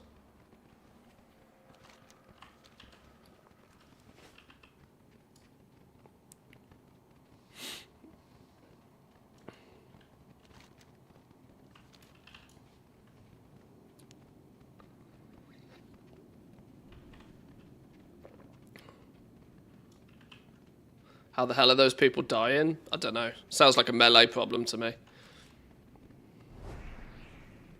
Sounds like a melee problem. I don't think I've taken damage in this raid, never mind died.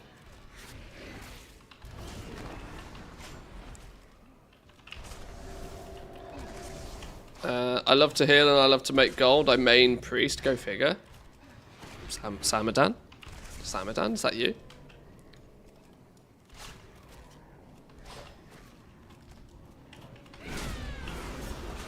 I've never enjoyed healing. Admittedly, like many things in this game. Fuck off! Okay, well I might not have died, but I did get one shot. Hello? Yeah, I just got nuked. Just absolutely deleted off the face of the earth.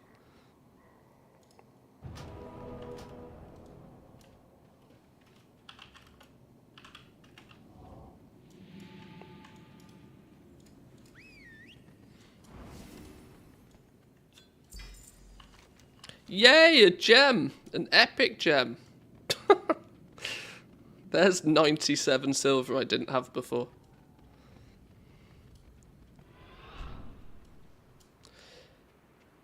I've contemplated getting into healing. Just because I kind of think it's almost the ultimate way to play the game. If you want to challenge yourself, heal. Because you are fundamentally going to be blamed for everything. And at the same time, you also kind of need to know everything about the encounters. Tanks only need to know what's going to hit them in the face and is going to hurt. DPS only need to know what to not stand in. Healers, though, need to know everything about everything. Because the best healers out there know that somebody's about to take damage before somebody takes damage. And that requires a lot of understanding of the encounters and the mechanics to do that successfully. Whilst also, seemingly nowadays, a concept that I don't particularly agree with, but the game's the game, right? Also doing mid to average DPS at the same time. It hurts my brain to think that as a healer I'd have to also be responsible for damage. And that's kind of one of the things that puts me off it. If my job in this situation is to keep you from dying, I'm going to focus on my job. I don't then want to have somebody turn around and go, can you do some DPS please? No, that's why those 3 hunters at the back are here, you know? That's their job. Let me do mine. I'll keep those hunters alive. They can go pew pew. But I mean, my tier of content, that's probably not going to be too much of an issue, is it? But I've seen healers get kicked from groups for not doing DPS. And that's mad to me.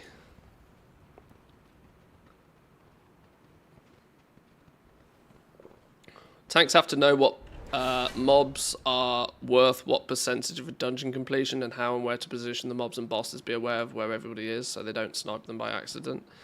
Yeah, I mean, I oversimplified, to be fair. But you know, the core concept is the same. Yeah, tank has their job, a DPS has their job, a healer has their job, but a healer seems to be the one of the trio that seems to have everything on their list.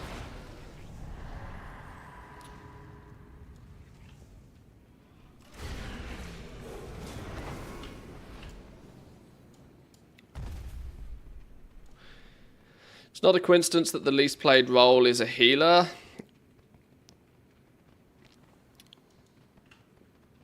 We are dying out healing mythic level raids and high-end keys. Stressful AF.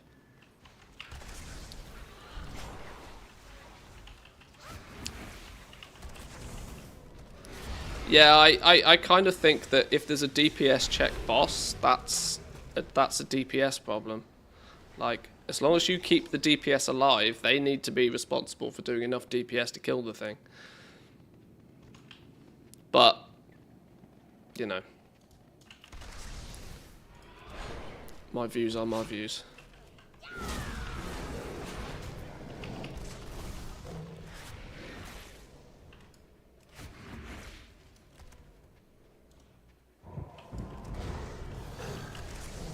I'm happy to be a BM hunter. I'm happy to do the easy job. Pew pew things from a distance. And keep doing it until either they're dead or I'm dead. Whichever happens first.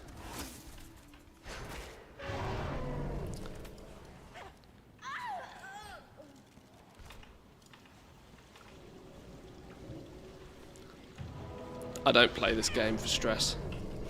I will avoid stress at all costs.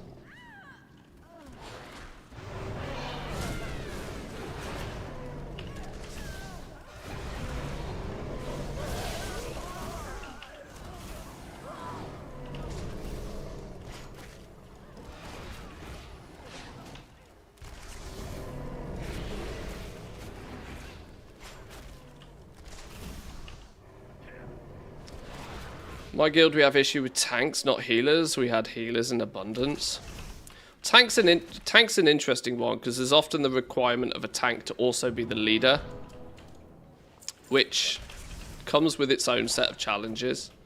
Because there are lots of people who like the idea of being the tank, but are also dog shit leaders. They're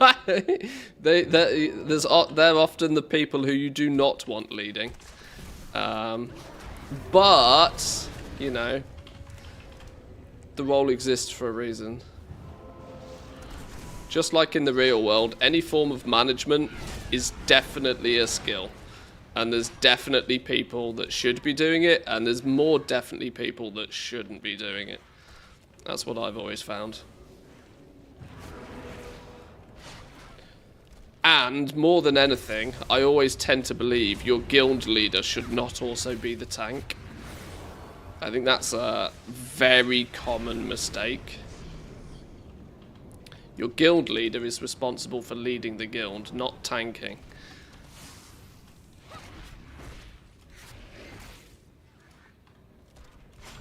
Your guild leader should probably be DPS, in my opinion. Pew pew shit.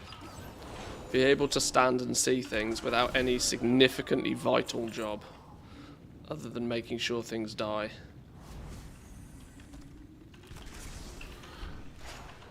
We have a DPS that's shot calling. That makes sense. A ranged DPS. You know, something that's a class that's likely to be in most situations, like a mage, right? Mage, BM hunter. You know, something that's a class that is likely to need to be there for various reasons anyway, but ranged, can see things from a distance. That makes a lot more sense to me. A tank is way too in the fray and should be focusing on like the pacing and making sure that, you know, mechanics are being dealt with. I don't know. This is just hyperbole because I don't really do much of it myself. Right. What you got for me then? A helm? So much for happy ending pleasure.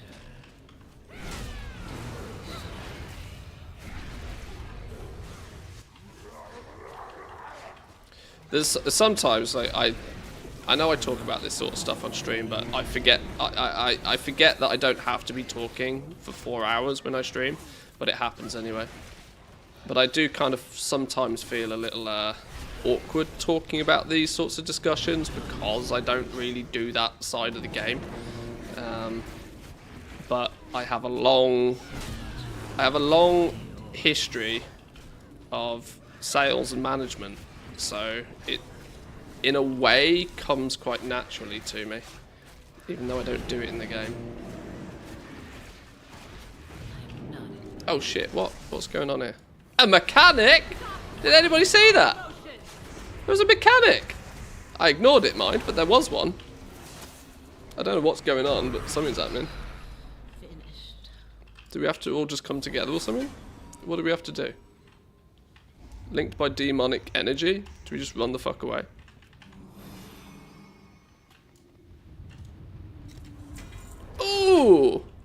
Some shoulders. I've already got my set shoulders. Looking at the alpha footage so far, is there anything that's piqued my interest? I like the concept of delves being something that provides an end game without it strictly being group content. A solo end game activity, I think, is what this game sorely misses. The problem is with a solo end game activity, you have to kind of be careful. One of my arguments with Mythic Plus is I tend to still believe that putting a group of 20 people together in an organised fashion is a greater feat and in turn should be rewarded more so than putting a group of 4 other people together. And so when you extrapolate that down to solo, a solo endgame content, is it truly endgame if it doesn't provide players the same level of reward? But the concept here maybe, make it Mage Tower level difficult, make it something that a single player really has to understand, gear up, spec accordingly, and overcome. Then in theory you could maybe start throwing rewards their way, similar to organized group content. If you mimic the same amount of organization and skill that's required from the group content, you can arguably do it solo and still dish out similar rewards. So the concept of delves I like. I'm just not convinced by their implementation so far from what I've seen. They look and appear too much like solo digs and solo sort of mini scenarios, but the caveat here is we've not seen them in their full form yet, right? We've only seen a baby version of delves. We've probably only seen the leveling version of delves, which means they're probably just the basic of the basic, not likely to be the stuff you want to get your teeth into particularly. So delves intrigue me. Profession-wise, I like the fact that they seem to be addressing some of the key issues, or one of the key issues, being that inspiration was busted. I'm not convinced its implementation is going to be how I think it should go, though. I'm already very worried that they're going to make it too... that they're not going to tune it hard enough. I think they're going to tune it to make it so that people don't complain when the expansion launches. Which is great, because people won't complain. But it's not great, because it means after a couple of weeks of gaining knowledge points and farming up some stuff and progressing your professions, we're going to be right back where we were previously, which is everybody can craft things at max rank without any limitation again.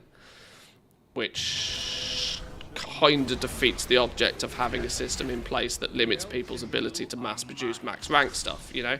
Why implement a system and then seemingly nuke all of its relevance in 4 weeks? It doesn't make sense.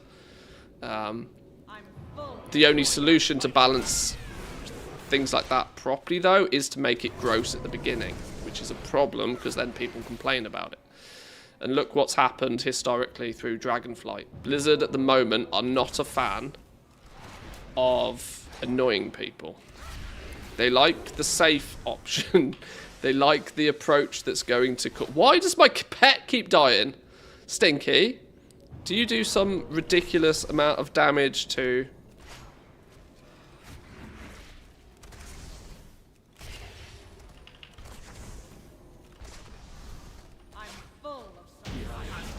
I don't know what's going on there.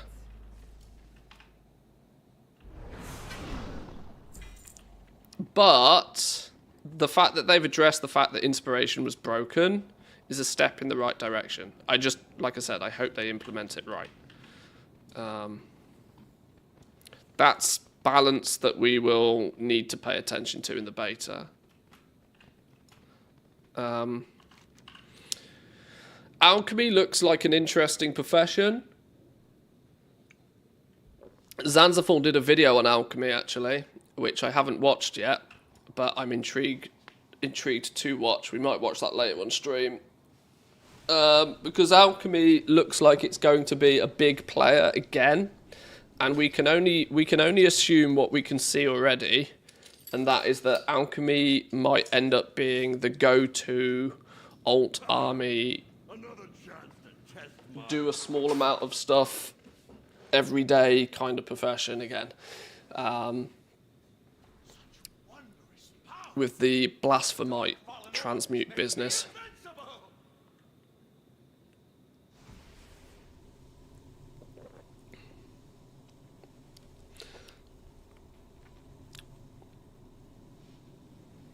Raid leading is more comparable to being a general on a battlefield, whilst guild leading is more like being a company boss. Yeah, exactly. Yeah, the two is the two shouldn't necessarily be handled by the same person, in my opinion. Looks like illustrious insights are now redundant since concentration guarantees now. Well, concentration, I would say, already appears to be a quality of life feature for the buyer. I don't think it's particularly a quality of life feature for the crafter per se, because I can already start to see the path professions will take with concentration. In terms of a 2-week 0 to 100 refresh, or like a redemption speed on it feels too fast. Because look at something like your Dracothis cooldowns right now. You can stack up to 10 of them, but it takes a week for you to get that stack of 10.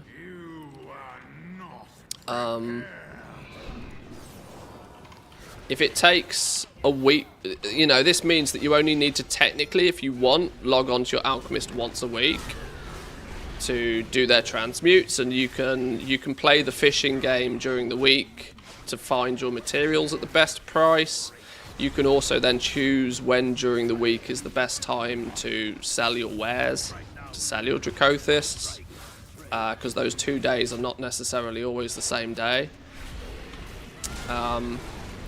If concentration is balanced around you being able to refresh it to 100% in only 2 days, it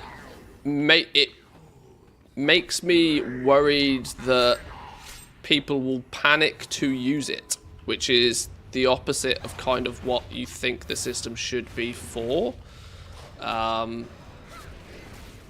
And that could inevitably mean that people will almost instantly be giving it away almost for free just to get this, you know, it'll be working for resource procs again very quickly if it's only a 2-day refresh,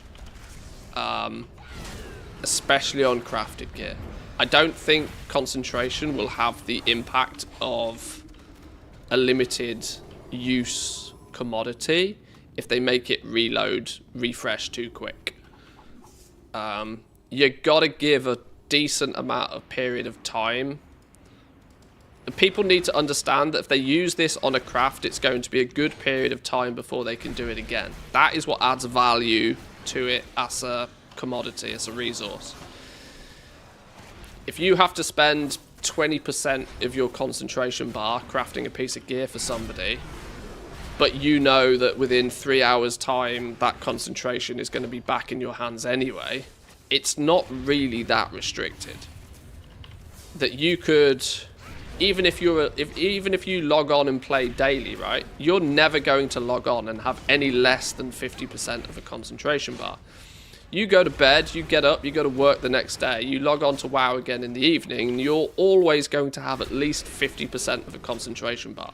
That means every single day you can log on, and you could, in theory, still be crafting a few pieces of gear for people.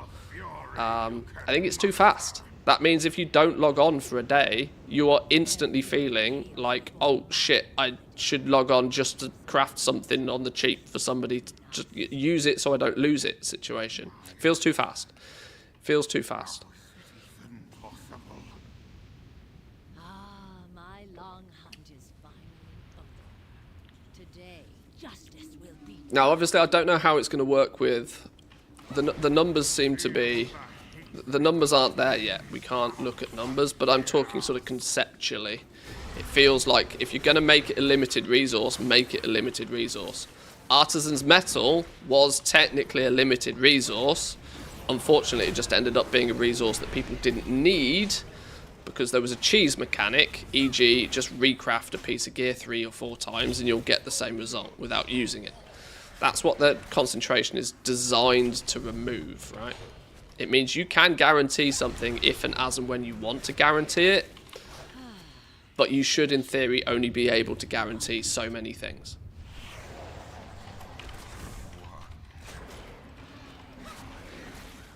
So, to simulate meaningful choice, it has to be a kiss curse, right? I can make this piece of gear for somebody now, but if I make this piece of gear for you, it means I can't make another piece of gear for somebody else for some duration of time. That duration of time, I think, needs to be carefully configured. And because of the way professions work, in terms of that concentration is naturally going to be less important to you the more you level up your professions. It's going to be less important to you the more ingenuity you have, because it will proc more often. Concentration as a system has to be at its worst at the beginning, so that there's reason for you to get better. If you can log on, if in the first patch we're already like, oh Lord, I must log on to use my concentration, imagine what it's going to be in patch 2, what it's going to be in patch 3. It will just be nobody will care. And at that point, why did you add it?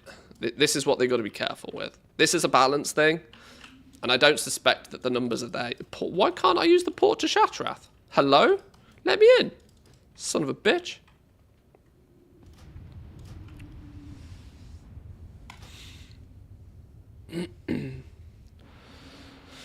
If the recharge is too fast, it can be even worse than nowadays, in that you don't need to rely on luck to get max rank, but you can nearly always just choose to get it. Yeah. Yeah, they have... Patch 10.0 needs to feel like you never have enough concentration. You have to be made to feel like you never have enough of it. That's going to be a really hard concept for people to understand, but it has to be that you always feel like you never have enough of it, so that you then care about when you use it. Because by the time you've leveled up your profession, the more knowledge points you have, the more skill you have in certain bits and pieces, the less you'll rely on concentration in the first place. So it has to feel harsh. It has to feel bad for it to feel good eventually, if that makes sense. If they balance it so that, you always have a little bit of concentration and you feel like you need to log on to that character once every day just to craft something for somebody because you might lose it, then that's too fast from the word go. People would start becoming desperate to use their concentration, tanking prices. Yeah, people will end up crafting max rank stuff for people for free just to use their concentration, or as close to free. That is what will push prices down. This is why the recharge has to be slow. Has to be slow. And it doesn't even matter how much concentration you use each time. The point is the recharge has to be slow. Because if you can burn all of your concentration and know that when you log on tomorrow evening, you'll have at least 50% of your bar back to do it all again, that's too fast. Because that then means, by the time you've leveled up your professions a little bit more, you'll be back in that situation where one single character is just standing there in Valdrakken, just, filling order after order after order after order after order. And while it's made the system simpler, it's not made it any fairer or any better.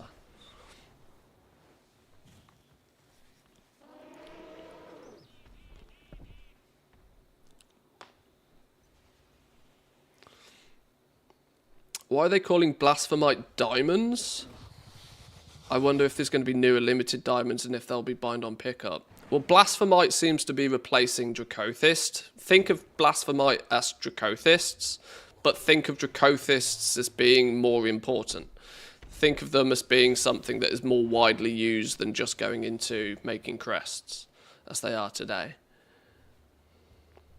Problem might be that 90% of players won't see the professions in the long run. They just want their max rank gear crafted fast and complain if it doesn't happen. Hard for Blizzard to get it right.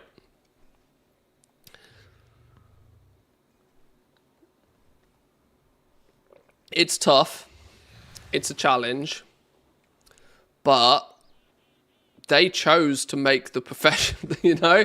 My point is if they make their bed, they need to sleep in it, right? If they make the professions in a way where there's, by design, choices to be made about which specialization you go, and they're deliberately pacing how much progress you can make with that, you can't have it both ways. Like, you can't have both specialization, meaningful choice in the professions, a progression path. You can't have all of this and let people have max rank week one. You can't do both, which means the people who enjoy the professions can play with the professions and progress with the professions, and more importantly than anything else, make it feel like it was worth doing. This was the problem with Dragonflight. You could spend week after week after week after week doing this, filling out all of your spec trees to full. This is weeks and weeks and weeks and weeks and weeks of effort. And today in Dragonflight, it feels like there's almost zero reason to have done any of this. Because it doesn't provide you any sort of tangible benefit to have done it. Because the only way you can then profit from this is still to stand in Valdrakken all day and try and find somebody to make gear for, and then have to go through the process of them wanting to pay basically nothing for that gear, and you are basically being paid on resourcefulness procs. That effort doesn't, you know, the reward is not enough to justify the effort, and people have learnt that in Dragonflight. And I think people will have learnt that actually, going into the new expansion, I think we'll see a lot less people giving a damn about professions, because they'll have seen it in Dragonflight and they'll have gone, fuck that business. I ain't doing weeks and weeks of dailies filling out spec trees to then ultimately have like no payoff from it, which works in the favour of the people that do it because it's less competition. But Blizzard can't balance the system around that. They need to balance the system around it, you know. Blizzard needs to make it so that we already see similar numbers of talent points in these spec trees in the War Within, so I suspect the concept is going to be the same, that you can get a big chunk of them early on, and then, you know, every week it's another 10 to 15 knowledge points.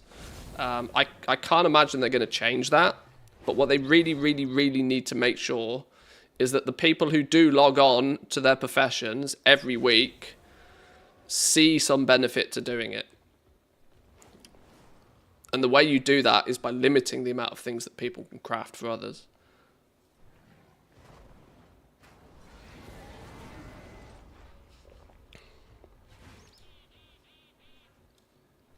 Right. Well, I did get a ring from that. That was cool. I also got a pair of shoulders, which I ultimately won't need, but will be handy if I at any point ever need to swap around set pieces. I fixed one of my problems being a ring. I need to go to Dalaran, presumably. Turn in these, don't I? Get my cache of time warp treasures. See if we can get something juicy out of this.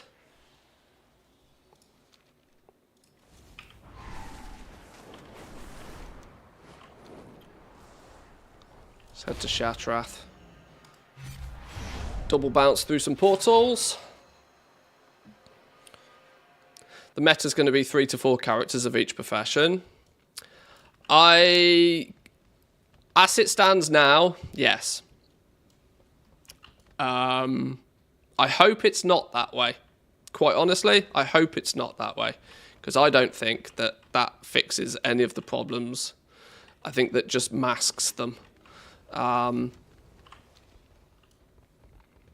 This is why I am a big advocate for a lot of the profession stuff going warband wide. My worries is that warbands are going to be one of the features that gets launched first. We get warband, we're going to get most of the system work for warbands in the pre-patch before the expansion even goes live.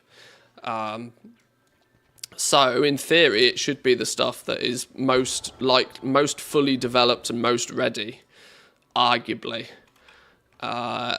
And we already are not seeing really any integration of the profession so far. There might be some news to come, but at the moment, it is what it is. See you soon. I am listening. Good luck, friend. I'm hopeful that there's going to be other significant changes, and I'm hoping what we see now is not 100% of how it's going to go live, but we'll see. Anyway, let's get something good out of this. I want mount. Another ring. Okay. A 506 ring, though. It is an upgrade. Well, we've definitely fixed our ring situation. We fixed that nice and good. And we got a pet. I'll take it. I'll take it. Can't be bothered to level up leatherworking, blacksmithing, tailoring like I did last time. I'll only focus on enchant, scribe, alchemy, and jewel crafting. It's just going to feel very weird for me when the rest of the game is focused towards not having to repeat things multiple times on multiple characters, and then there's professions. This is the only thing that makes me think there has to be something coming. Professions are going to end up being the only aspect of the game, at least how it looks now. Professions are going to end up being the only aspect of the game that has practically zero integration to the warbands. Even things that aren't actually account-wide, they've tried to integrate them into warbands to make them look like they are, e.g. currencies, right? Currencies are still going to be personal on the character, but they're going to make it easier to transfer them about, tying it into the warband. It's going to feel really weird going into an expansion with heavy focus on account-wide everything, almost, as Ian stated, and then just professions that you're going to feel that the optimal way to do professions is to level them up multiple times on multiple alts again, which could be weird. Tristling Rose is going to own the profession market, is all I'm hearing. Yeah, people that have a shitload of alts are definitely going to be in a good standing if it goes live the way that it's sort of presented now. Devil's Advocate, maybe they've looked at professions and went, let's do that next year. We can't do it this year. Well, this is it, right? This is one of the reasons that I think it could be that way. I think there's a strong chance that they do nothing for professions because as soon as they start doing one thing, they actually have to do a lot of things. The spider web starts to get pretty big when you... Because we're going to get... The best example of this is we're going to get region-wide guilds. And with region-wide guilds, then what do you do about crafters? Well, it's going to feel odd if your guild tank is like, oi mate, can you make us a shield? And you have to go, no, you're on a different server, but we're in the same guild. So there's going to be some weird things happening there anyway. But time to level up 50 DKs, yeah.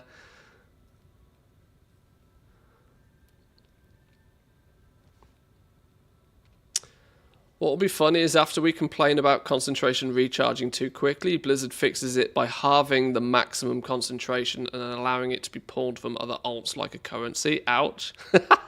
Oh dear. Maybe, who knows. So if I have soulbound mats on a warband character, can the other characters craft with those soulbound mats? Because they're in the shared warband bank. No, because they can't go in your warband bank. If it's soulbound, it's bound to that character. So things like your sparks are going to still be character specific. The system to allow you to do that is work orders, right? So the system that allows you to craft, bind on, pick up gear for your alts is by putting in a work order for it from your other character. But the other character is still responsible for the primary material, just like they are today. That's not going to change.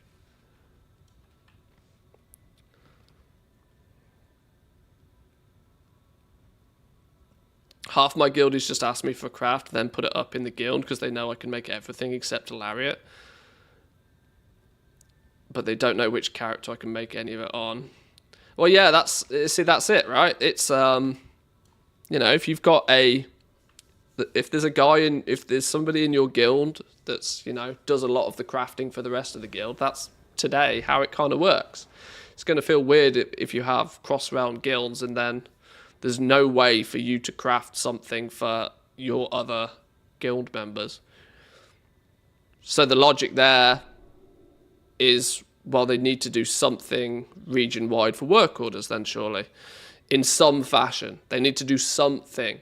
And if the one thing you do is make guild work orders region-wide, then whatever tech that they need to do, whatever they need to do behind the scenes coding-wise to make that work for guilds, why can they not also then copy-paste that for personals? And if they're going to do personals and they're going to do guild orders, is it not illogical to say, well, why don't they just do public ones as well?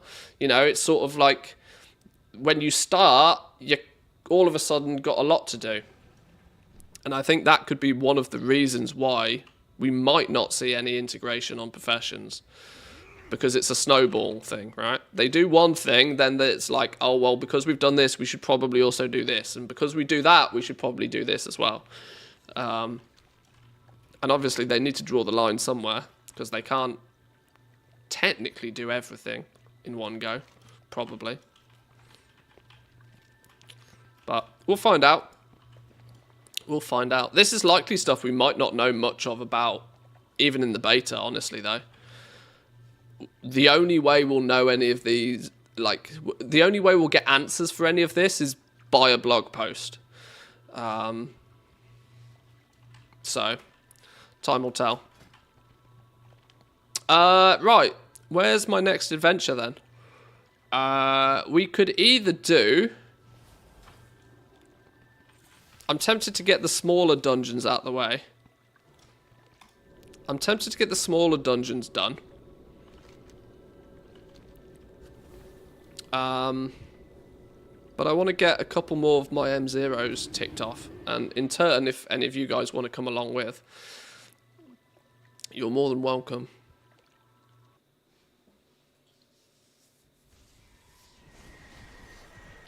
Region-wide black market auction house, make it so. One of the biggest changes I would love to see is if they made I think the whole bid system on the black market auction house is so out of date. Now, just make the black market auction house not an auction house. Just make it a black market vendor. Just make it, you know, dude in a trench coat, sooner than you like. You know, just make it a dude in a trench coat with a refreshing inventory. And, you know, if you want to put the Longboy on there for 10 million because it's a black market Longboy, double the price of what it was once off a vendor normally, then so be it. I think the black market auction house, this is something that's absolutely not going to happen because it's so far off, so far down on Blizzard's priority list, I think. But a black market vendor makes way more sense way more sense. But I'm biased because I want to buy the long boy, and I'm never going to get it in its current form. So throw all of the black market auction house items on the Mad Merchant. Let everybody suffer. It would get a shitload of gold out of the game. I'm telling you. The day that the long boy hits a black market vendor for 10 million gold will be the day quite literally hundreds of millions of gold disappears out the economy. Maybe that's the only, like, there's part of me that thinks that that might be the only reason that they don't do it that way. They want to paint the picture of these things being widely available when actually they're not. Just because, you know, it would spike the token price. You imagine the long boy hits the black market auction house vendor and anybody can just go up and pay 10 million gold for it. What do you think would happen to the token price that day? It'd hit the roof.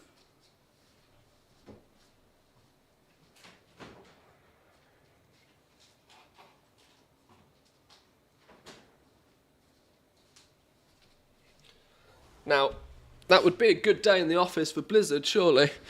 But we'll see. Imagine paying 10 mil instead of 5. Shocking, right? Let me just hop on my long boy right now. Oh no. What's that? I don't have it. Shame. Right. Let's put a group together. Let's put a group together. Where did I decide I was going to go? I can't remember.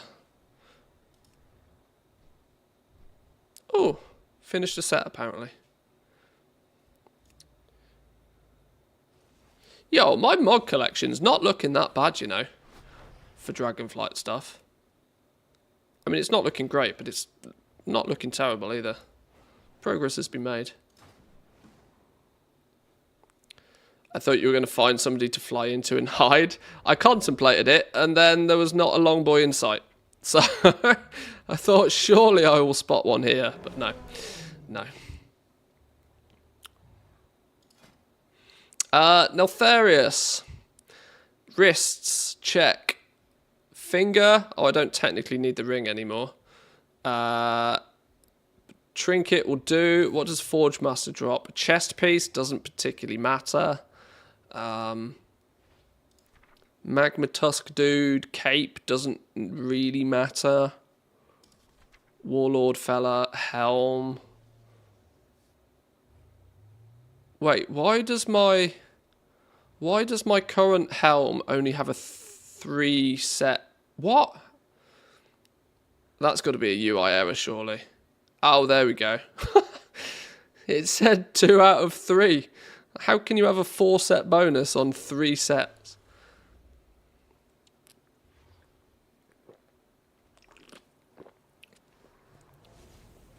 Forge Master has a chance to drop the Alvin pattern. Do you need to be a blacksmith for that, though? I have a suspicion you might need to be a blacksmith for that to drop. Okay, the interesting thing for me then is I only really actually need... I only really need 2 things off the first boss.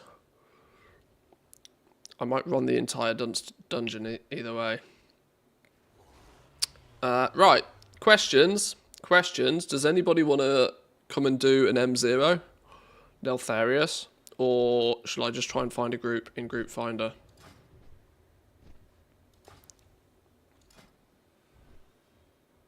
I'm 95% sure you've got to be a blacksmith for it to drop.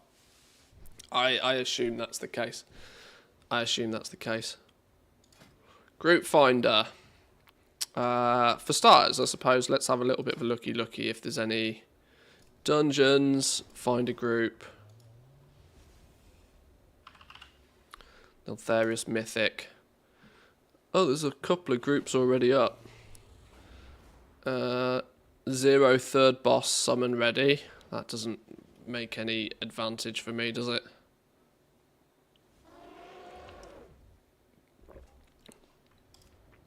Start a group.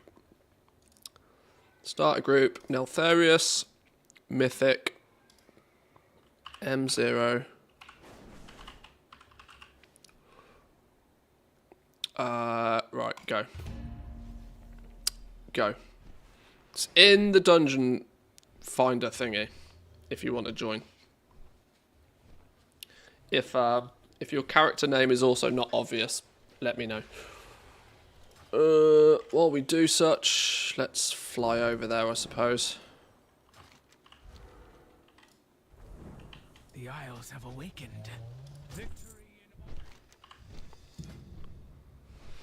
According to WoW... Wait, hang on.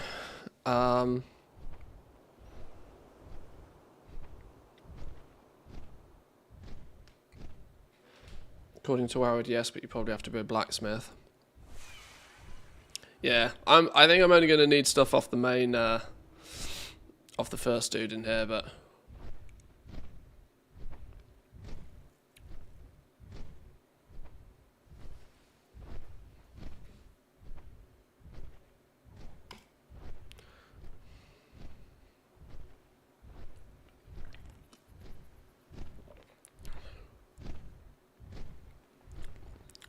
Like I said, boys and girls, let me know if any of these are you.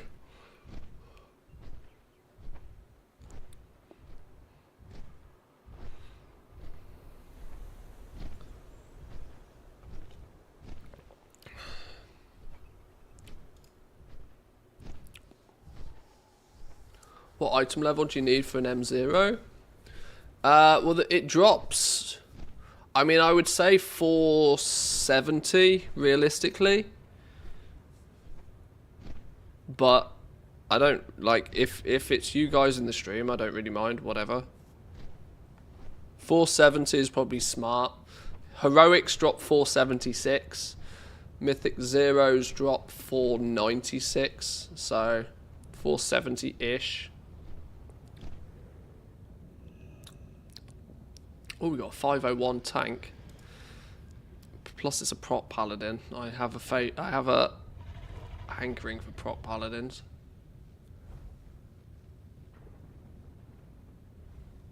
Wait, hang on. Hang on, I was going to say, I swear they joined us tank.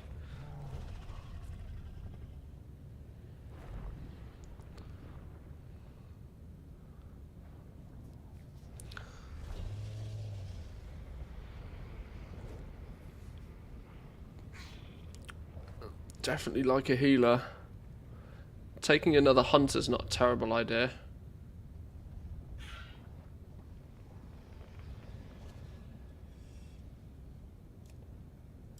Oh, 489 healer. That'll do. That'll do.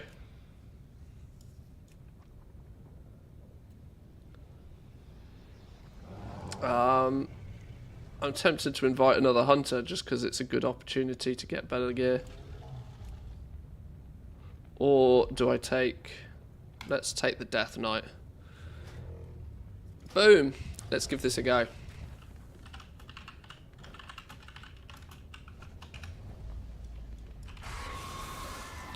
Let's give this a blast. I can never remember where the flipping... is here, isn't it?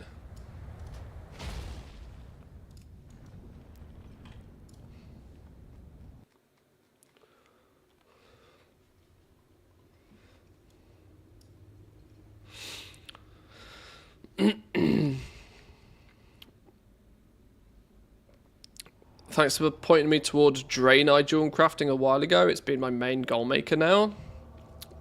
It's a nice little life hack. Nice little life hack being a Draenei.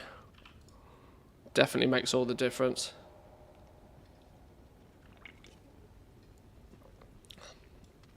Sweaty summon calls already. Lord have mercy.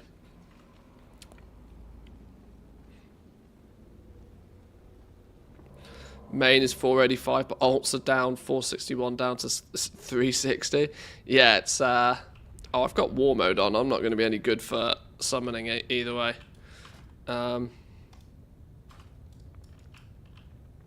it's if you're in Valdrakken, it's literally here. Just haul ass, lazy sons of bitches. Why have I? Oh, I know why I've got war mode on. I've got war mode on because it was easier to snag some quick and easy progress with flipping Words are failing me. Is this considered a rested area? I bet it's not, is it? No. Oh well, I tried.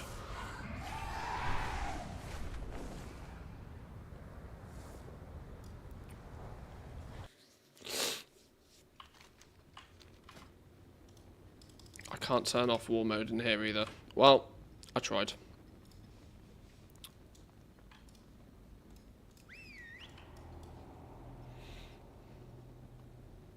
Use your tent. Oh, does the tent act as a rested area? Oh, that's even more clever. I'd never thought about that.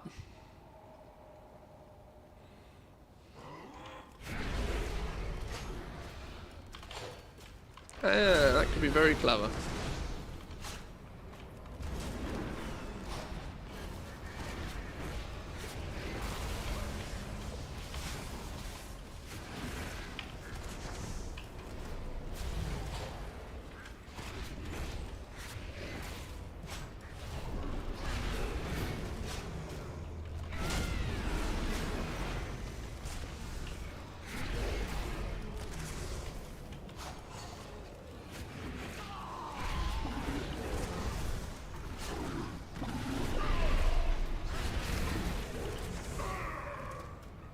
Spicy. Good start. Love me some of that.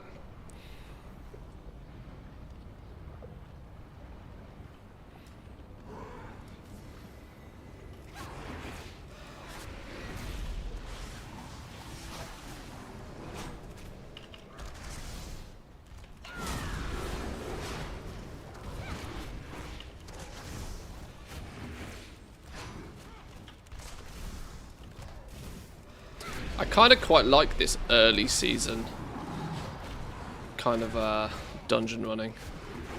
I was dubious, as I am with most things, about this dungeon rework or difficulty rework. But so far, I can safely say I am a fan. Definite fan. I think it will be more interesting in the new expansion. I think a fresh new set of dungeons and a fresh new leveling experience will make the new dungeons with this altered difficulty feel quite cool. I am much looking forward to playing the new expansion. For so long I've ignored dungeons just because you're instantly forced into a Mythic Plus if you want to do anything even remotely difficult.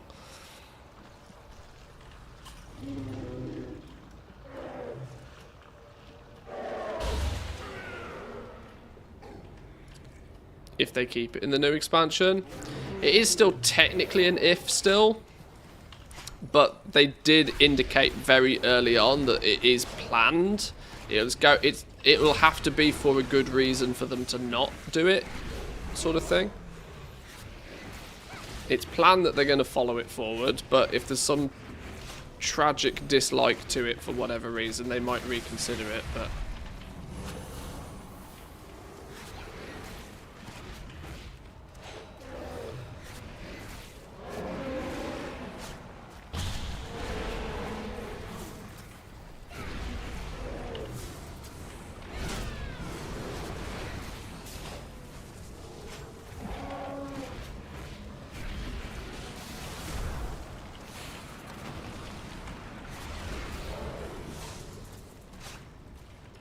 I was about to say, don't get hit by the charge. I don't know mechanics. I've not done these dungeons enough times to know mechanics. I'm learning on the fly. Now, I could have read dungeon journals, but that's the Sweat Lords. Get hit by something once, just don't get hit by it again. It's fine. I popped a personal. Didn't rely on the healer, it's all good. Boom! Down you go. Right, give me something good. Give me something good. Fucking nothing! Stupid game. Just spoilers in the dungeon journal, that's it. Don't want no flipping spoilers.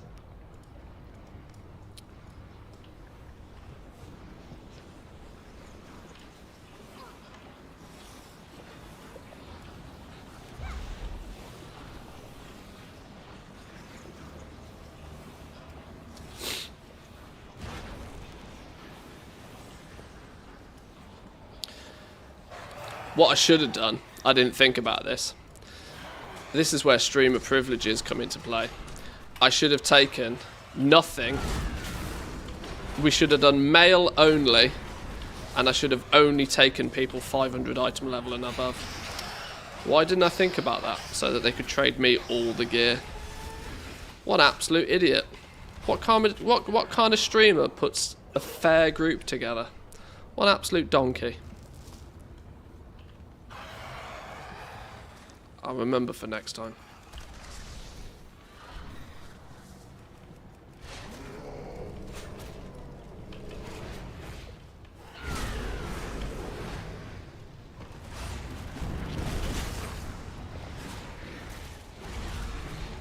No good deed goes unpunished. Yeah. Hopefully it'll bring me some good karma. Maybe some alpha invite luck. Who knows? Who knows? It's my good deed for the day. Not abusing my stream viewers for boosts.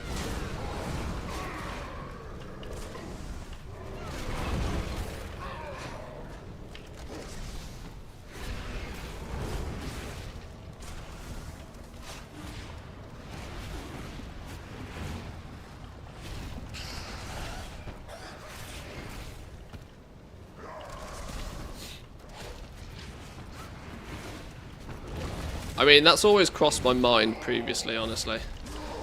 If I was to ever actually try and get into, like, or try and have a character that has some gear, to whether I could just, you know, cheese the entire system by just getting boosted through Mythic Raid.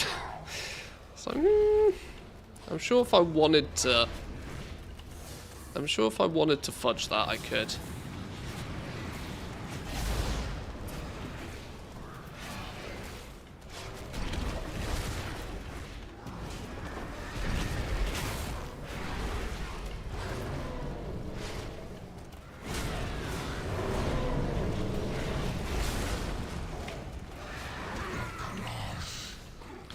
I gotta say though, Ret Paladin don't fuck about, does it?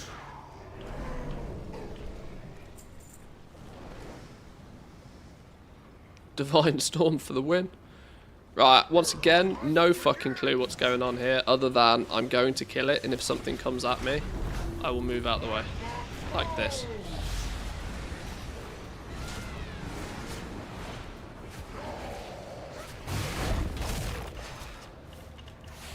I'm assuming that does quite some damage, so to not get hit by it. Clip your wings. You have your head. Well, that seemed to work alright. We'll go with that. That was a tactic.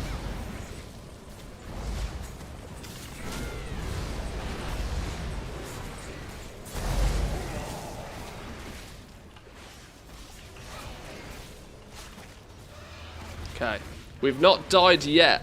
This is good. It's good. Loving the title. What is my title? Oh, unless Jack's changed it, the only streamer without alpha, yeah. I'm making a point. Taking a stand.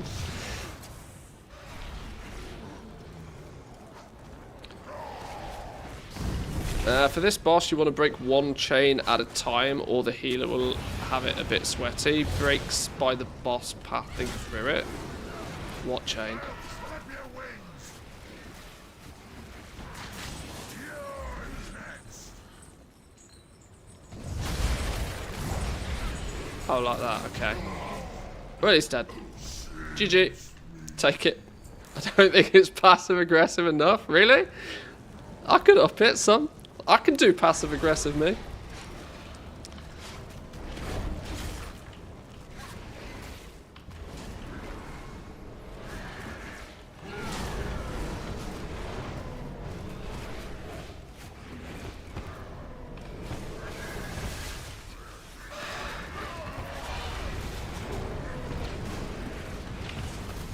Alright, don't get hit by shit. Kill things.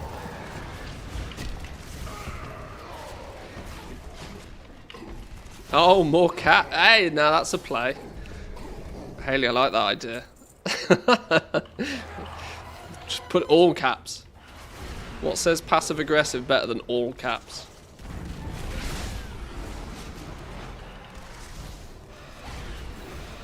All caps, bold, angry face emojis. Go the whole 9 yards.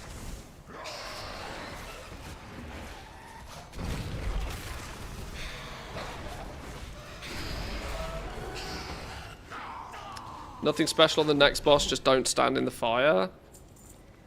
Don't get hit with tank smash, okay.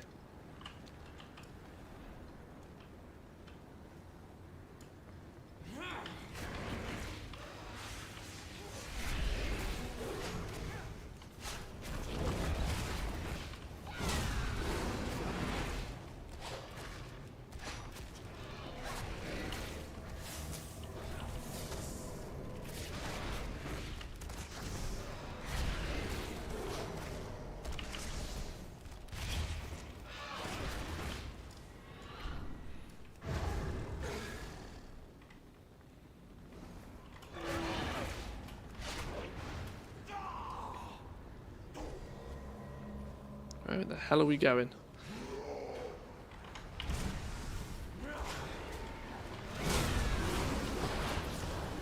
Oh, let's not stand in the fire.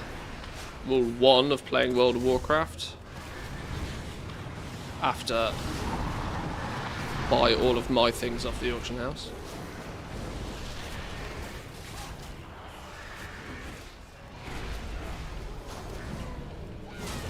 Been pretty smooth so far though. I prefer smooth. Smooth like my soon-to-be hairline.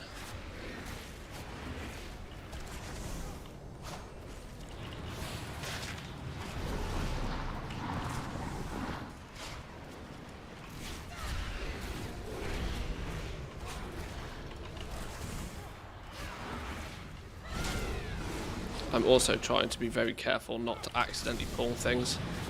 I am somewhat well known for accidentally pulling stuff. This is why I don't have barrage on right now.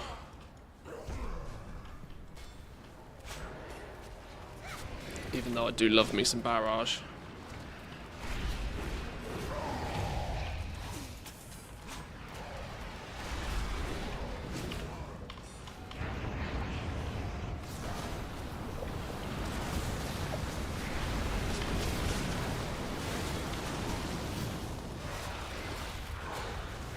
Hunter do hunter things. Yeah, pet do pet things and hunter do hunter things.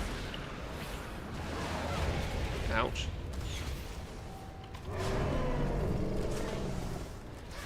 I can't help it sometimes. I tell you what, I'm going to look forward to leveling my Paladin. Rhett is absolutely slapping right now. I don't know if it's just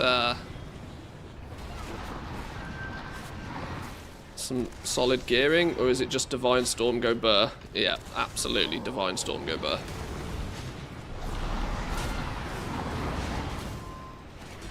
I need to do some LFR on my Rep Paladin, of all things. I need my Paladin to be my bullion boy.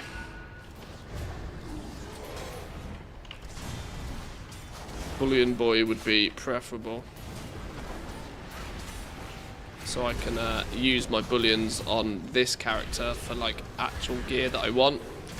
I want to get my bullions on an ult so that I can get the slime cat, which means I need to do a little bit of LFR on my ult.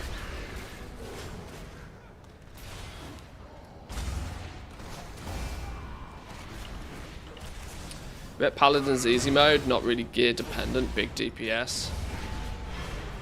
It was weird, like, Ret Paladin had the well, should we call it an overhaul? But a lot of people I've seen complain that Ret's boring. I can't think of anything more fun than just Divine Storming. Like, stuff dies. Like, that's a DPS dream. Sounds wonderful to me.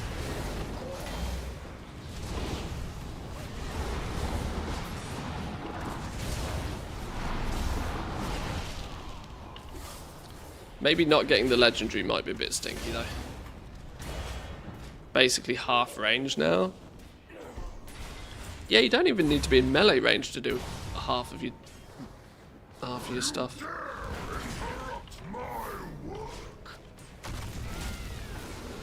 Right, what do we say? Dodge shit, don't get hit by stuff. Usual suspects. Of course it's targeting me. I don't know why it's targeting me. Don't get hit by things, that's a good start. Don't get hit by tank swing. Don't stand in that. I can do that.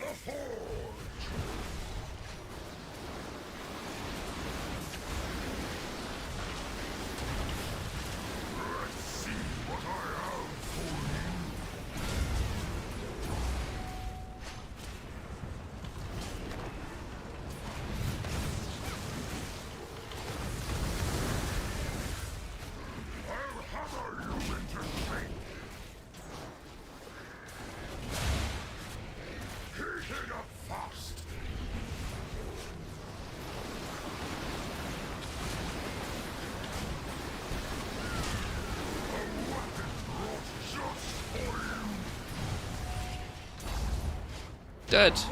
Nice. Nice. No loot.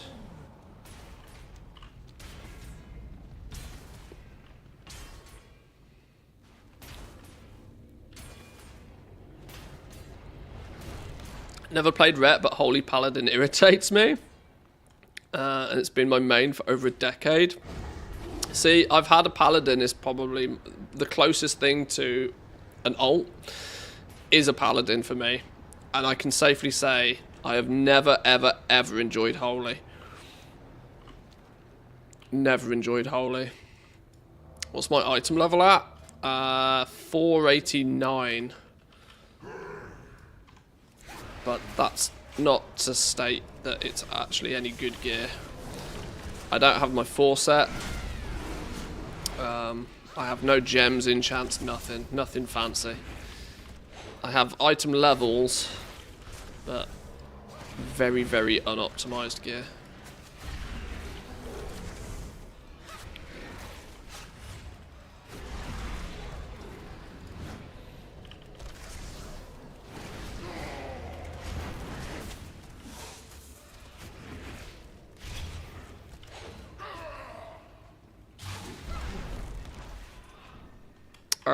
That was a terrible time to use my disengage because I literally need it right now. Alright, sorry healer. Sorry healer. Sorry healer. I'll pop the personal.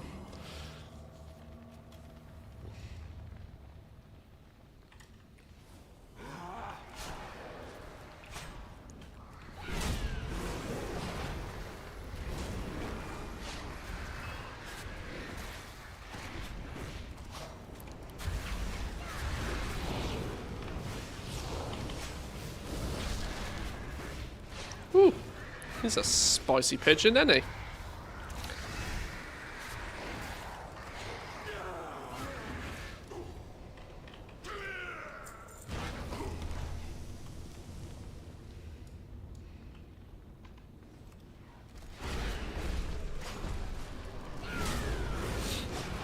Next boss, pick up treasure to get shield, breaker ability, then use it when he puts his shield up. Might want to read the tooltip, since there's 3 different ones. Tooltips, whew! Sounds like a min-max thing to me. Sounds like hard work.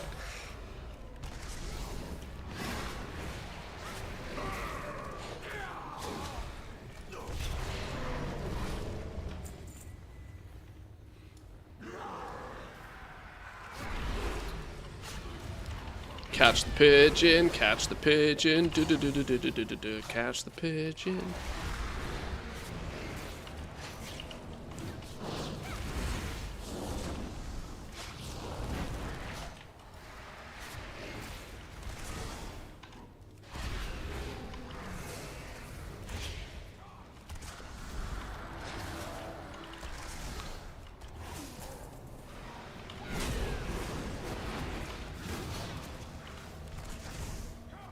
Doubt the hunter needs to do it anyways. Oh, it's good to know the mechanics, even if you're not responsible for doing them. Because there'll come a day where somebody tells you to do it, and if you don't know what you're doing, then you look an ass, don't you? Emberstoke! The forges will ring today! Stay your hand, or taste the flame! Roast in flame! Anti-magic bomb. Inflicts 2.6 million arcane damage. That sounds pretty pretty spicy. Embers! Grow to roaring flame!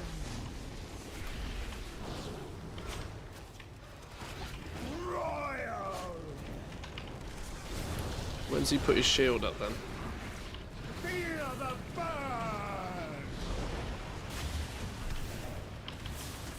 Ouch. Sorry.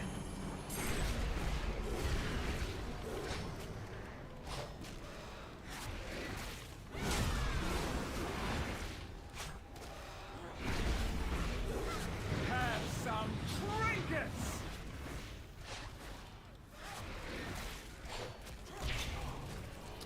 And he is a...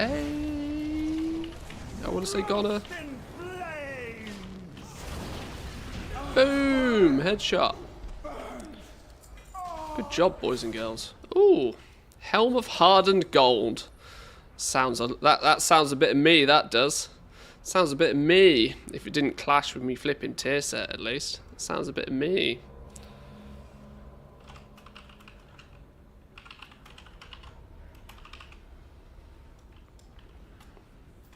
Nice. Back to Valdrakken we go. Nice.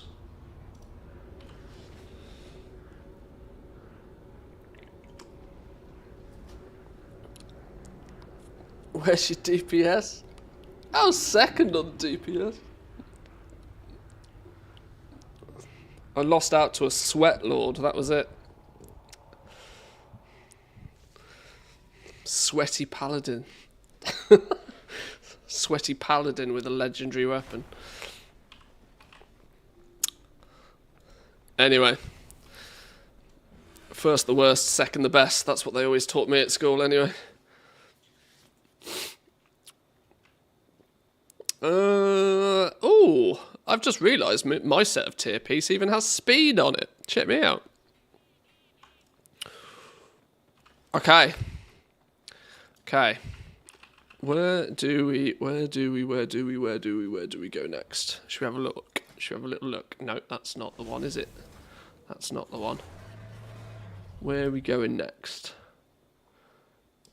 Ruby Life Pools is calling, I think.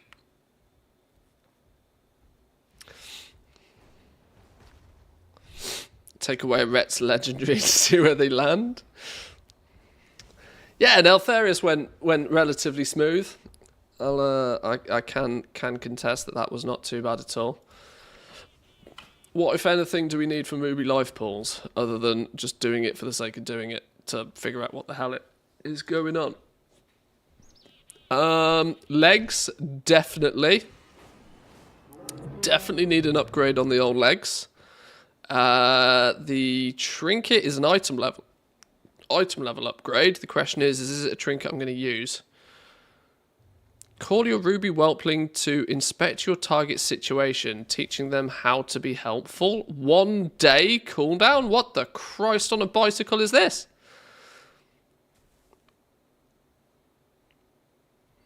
What's up with this trinket?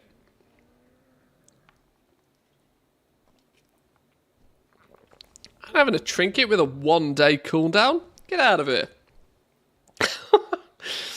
Okay, sure.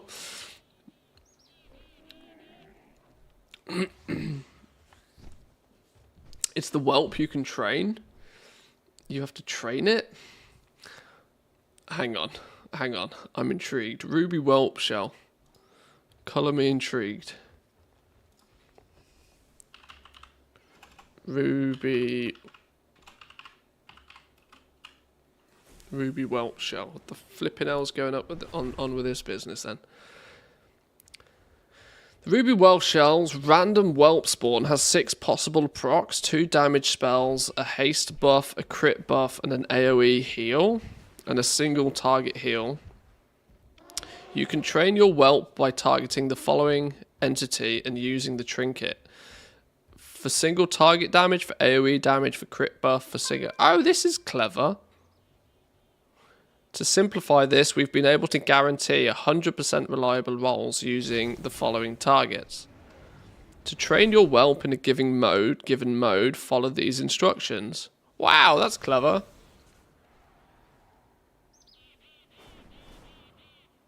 Ha!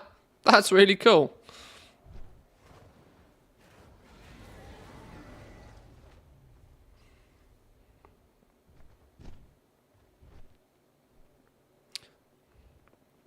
Very interesting.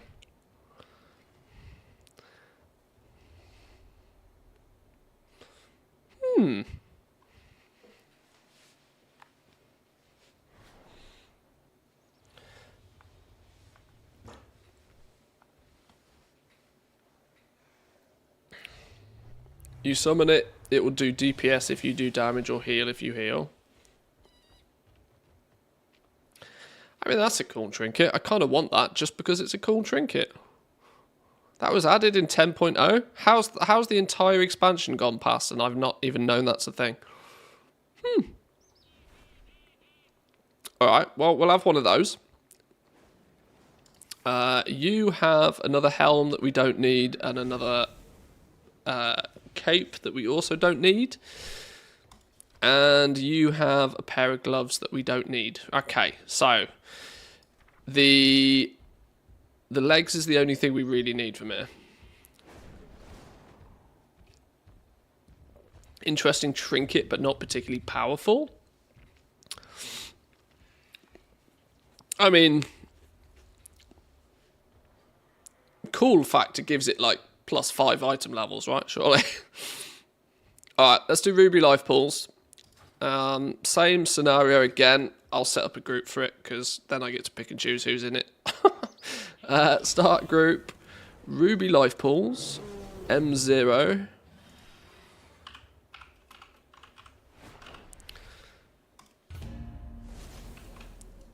And whilst people queue up, let's head over there. More importantly, let's take war mode off. Then we might be able to summon people. In fact, if you need a summon to Ruby Life Pools, you are 7 levels of lazy. Just saying.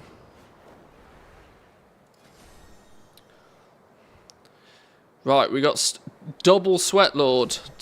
Right, we're going to invite somebody that's going to out DPS you, Jack. Sorry.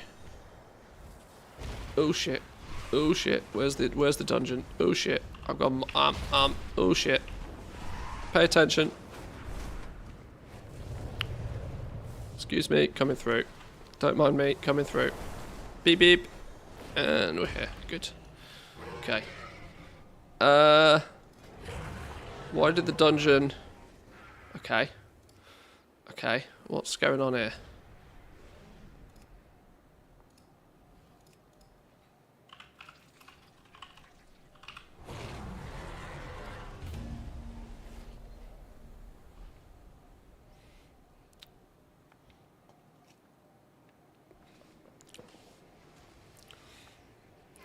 All the good trinkets for hunters are in the raid.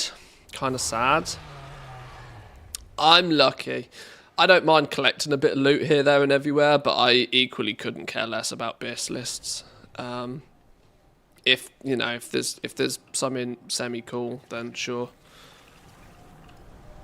Ooh, healer, 480 healer. Don't mind.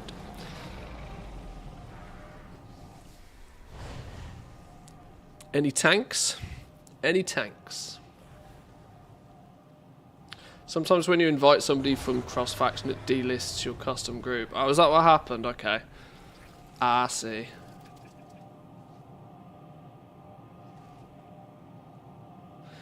Any tanks?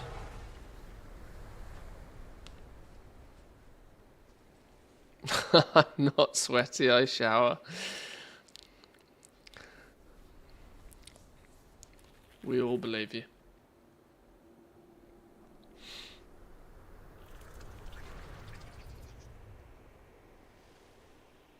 Just started a little pug. If you don't get a tank till I'm done, I'll come tank it. Okay. I have to get a max level beacon to the beyond of whatever it's called this season. Being a big thing from the sky to blow everything up is much fun. Anytime you can nuke something. We've spoke about this loads, that there are some buttons in the game that are just more fun to press than others. Like Divine Toll on a Paladin is just like, oh, god tier level button. Convoke was obviously another one. Anything that just makes your screen disintegrate is kind of cool. Cardi B, 450 tank. I don't want to be that guy, but 450 is a bit low. 450 is a bit low. Maybe try some heroics first.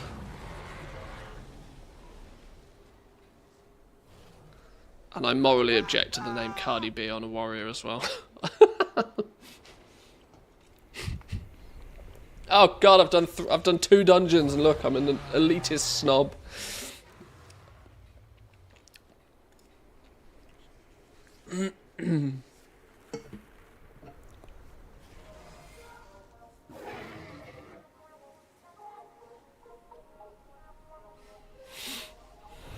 Why is the flipping... Why have I got... What? That noise gives me PTSD from Zereth Mortis. What's going on?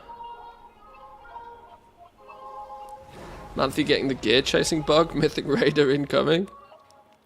Alright, no, like... The highly organised stuff is just not me. It never has been. Not much is going to change that. Casually strolling through some M0s though is fine. Because I like dungeons. I like running dungeons. I just don't want the stress of Mythic Plus. I genuinely don't. If I can get 500 item level on a couple of tunes, I'll be happy.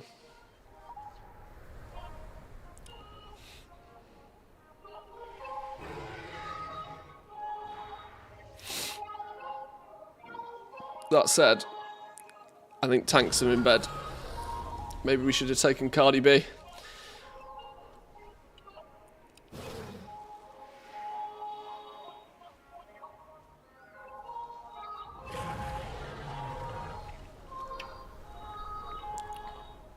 $500 is easy with some worm content. As far as I recall, you can get 512 to 515 if all you do is 2s this season. Apparently.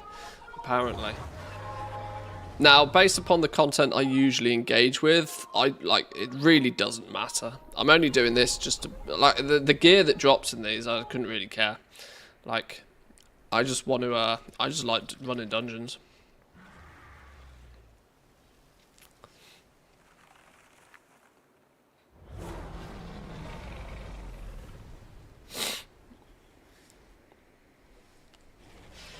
I do kind of, like I said, I do kind of look forward to the new expansion with the dungeons. If they're going to have this sort of mode.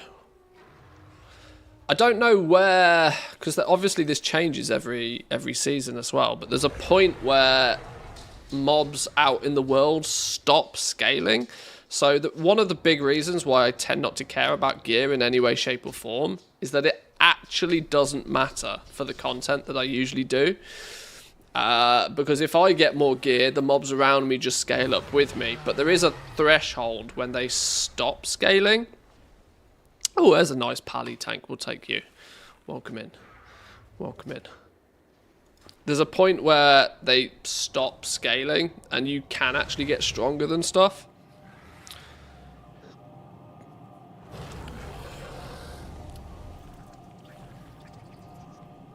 Who are you calling little?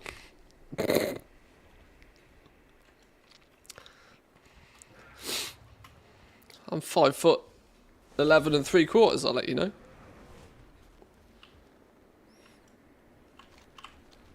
Alright, let's rock and roll. I'm not, I'm 5'10".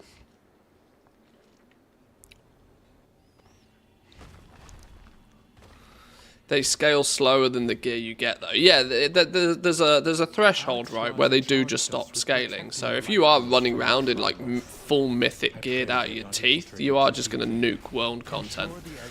But by that point, the question becomes: is what the hell are you doing world content? You know, not gatekeepery here or anything, but you know, it doesn't make sense for you to be doing world quests, particularly if you're geared to the teeth already.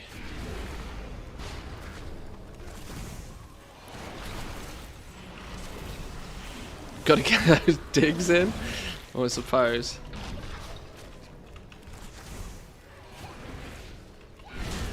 What's going to be very odd is on reset this week, I'm actually going to have a vault to open, and there might be something worthwhile in it, which is weird.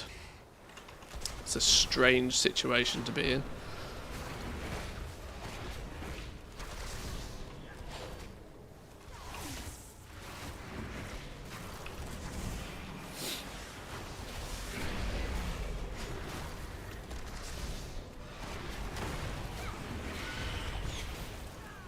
Okay, we're pulling everything.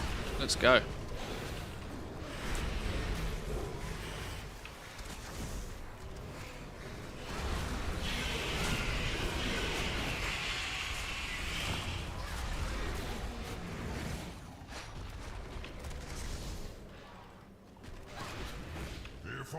So easy to even forget to open the whole vault as I'm not used to opening it. Yeah, I'm in that same group.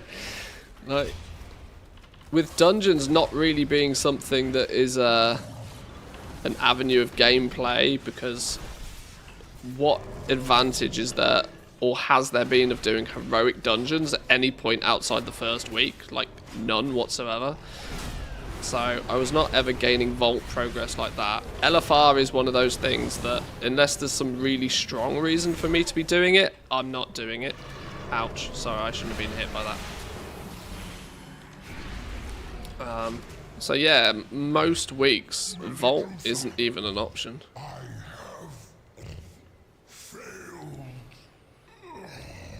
My allies sacrificed themselves so that I could return these eggs to their natural state. You will not interfere! Right, let's see what happens here then, shall we?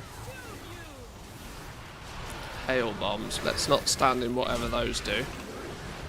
I don't know what those do, so let's just get out of there. Chill Storm sounds like something that I should be paying attention to. And I don't know why. Just don't get sucked. Don't get sucked off! No sucky sucky.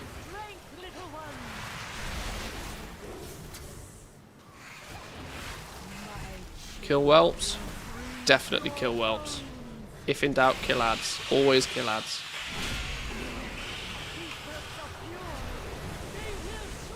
Awaken more whelps. Kill whelps.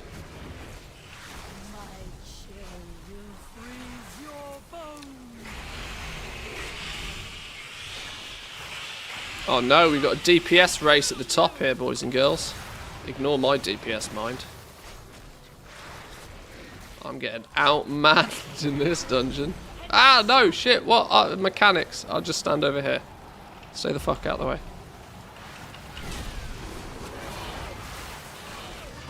Oh, I got sucky-suckied. I didn't die, it's fine.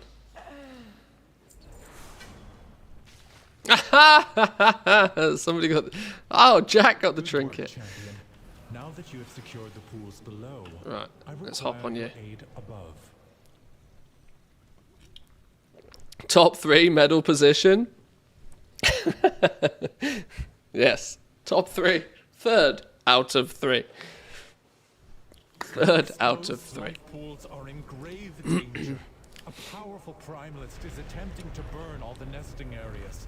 You must clear them to get to her. The trinket is technically an upgrade for me, but I'm not fussed either way. If you need it, you keep it. Quickly, take the eggs. Save as many as you can. Boss slaps bigger in keys. Oh, of course. You would hope.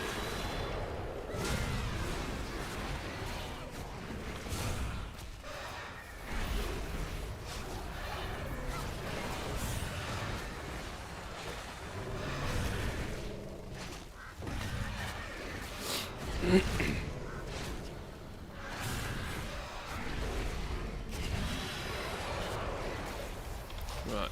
Pew pew! You're dead.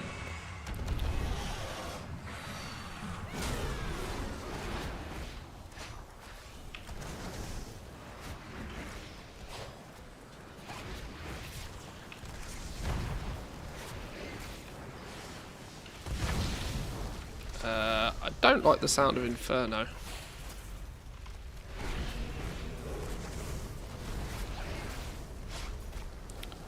I guess you just get the fuck out the way with Living Bomb, I assume. Healers go boom. Oh, spicy meatball. Don't stand in that. Well done. You have secured the first pool. Now see to the others.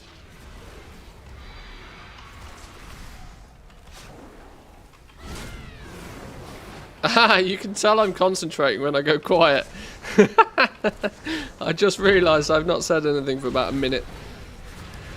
Ow! I don't know why I instinctively pressed F then. Alright, let's stand in your Healy thing. I'm concentrating on trash. What the fucking hell's going on? Ow! We meant to do something with that Inferno. Let's not stand in this. Keep clearing them out. Do not let the Primalists desecrate this hallowed space. Interrupt, kill, add. Don't get hit by fire. Okay.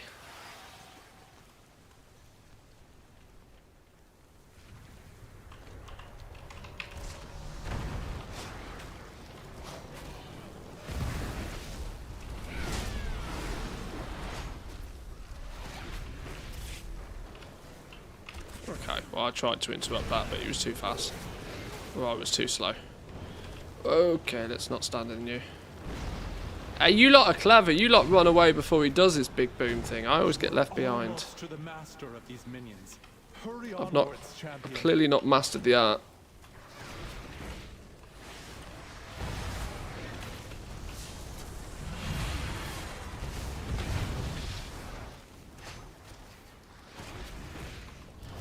This dragon not gonna fuck us up.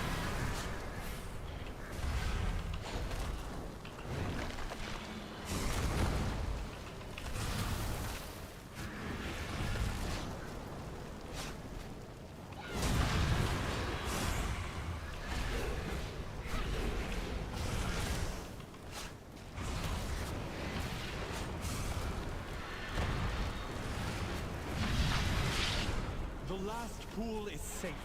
She is exposed. Attack that Primalist. She's before exposed? she can summon Don't reinforcements. expose yourself, not on stream.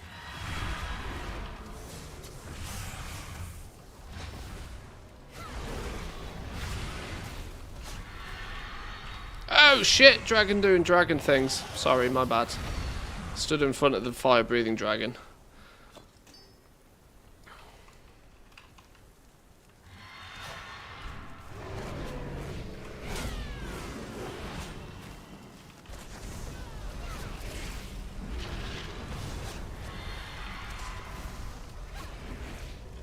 Oh, I've just realised I have specced into intimidation. I should be using that button more often.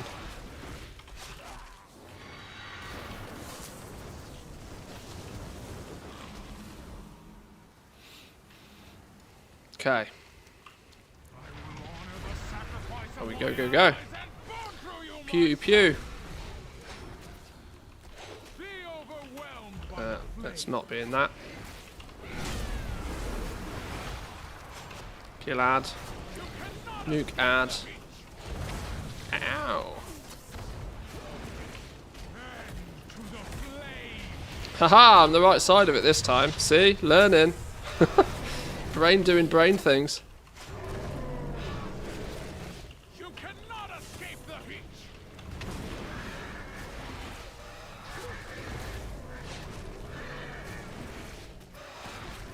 Erupt with their power.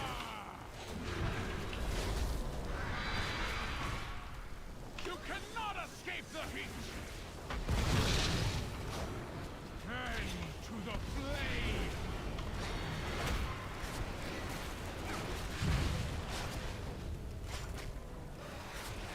Good job, boys and girls. Top 3 DPS again, go me. Fucking hell. Moving up in the world. Nice. Vile monster. I protected these life pools. No.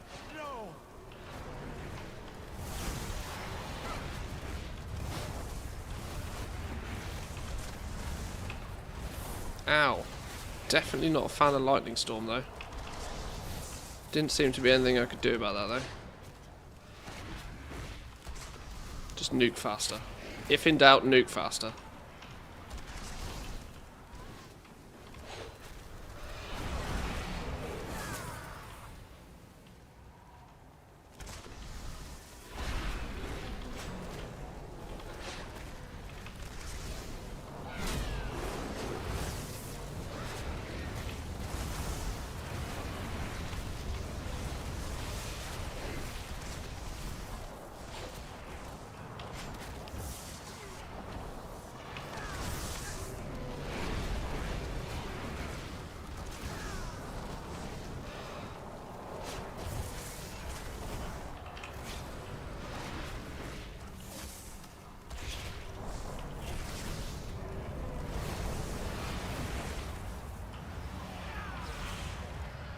Oh, we're off again. Go, go, go.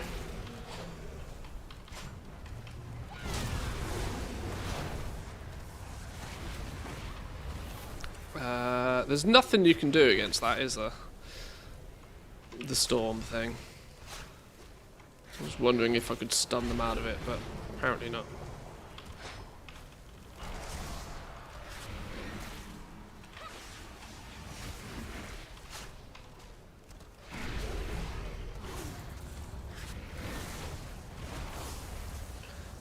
I guess the lightning storm is just a healer thing, right? Okay, we're good. We're good. Force Queen cannot stop us. We are the truth. Let's make sweet, sweet profit. Updale with a together. 5. Thank you very much. Deal with these Appreciate that. Welcome in. Ah, dragon doing dragon things. Don't stand in the dragon doing dragon things.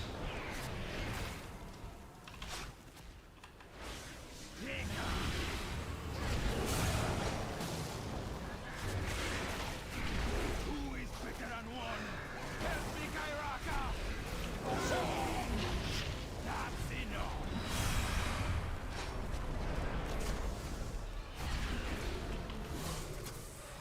Blown away. Ow! He's blowing the fire at me now. Stupid boss.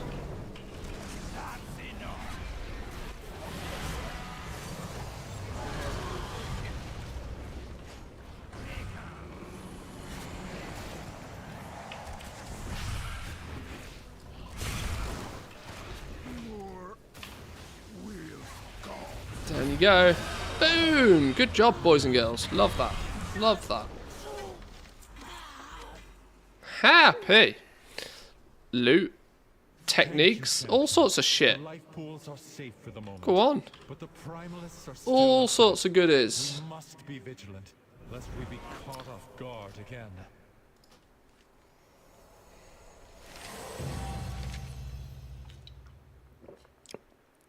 Nice one. Nice one. Nice one. Appreciate that, boys and girls. Thank you. Survival of the fittest not used once. Look now. Look now. Let's not get picky, shall we? Let's not be let's not be picking holes.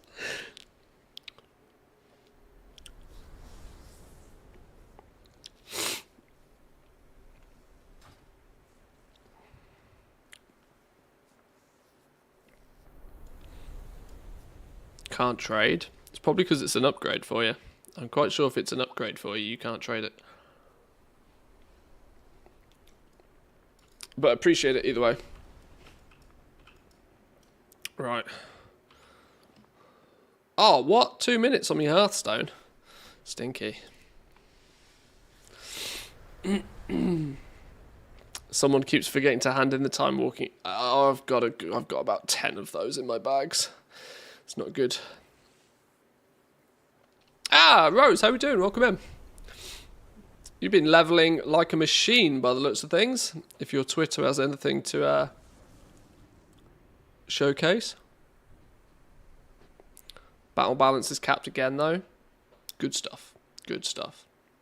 Your old army's going to be in for a bit of a treat with the new expansion by the looks of things, if everything stays the way that it is.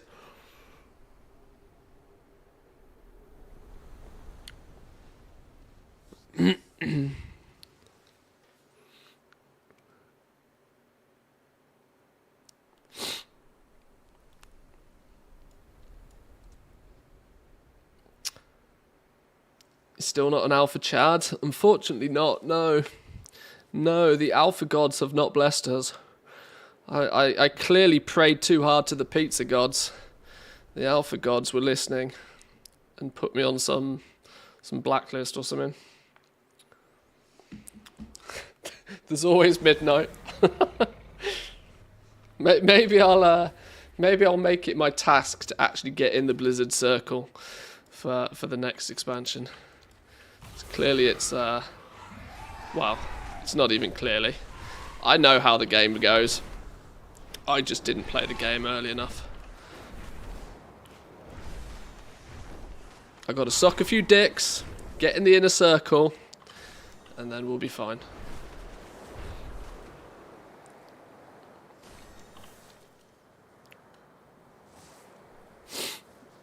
The game's the game. Yeah. The game is the game. Leveled 300 levels in 4 what? Wait! 300 levels in 4 days. Are you multi-boxing it now? What's going on here? How are you doing? That's crazy leveling. Fair play. Oh, just time walking spam? I see.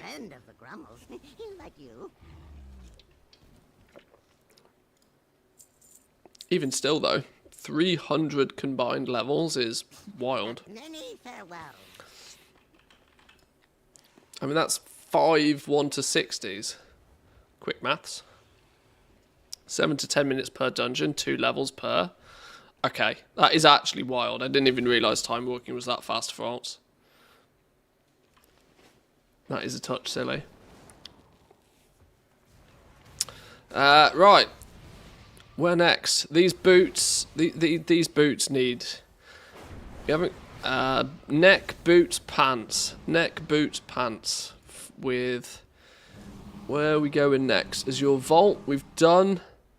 Knockhood offensive. Knockhood offensive is next on the list. What goodies do you possess for me? Braces. We take some braces. Raging Tempest. Probably take the trinket. Item level upgrade if nothing else. Although, is it really going to be that much of an upgrade? Probably not. Or maybe it is. I don't know. Bow. Don't particularly need the bow. Could definitely do with the neck though. So that's 1, 2, 3. Everybody's an oh my god, everybody's an upgrade. Everybody's an upgrade. Okay, well this is definitely next on my list then.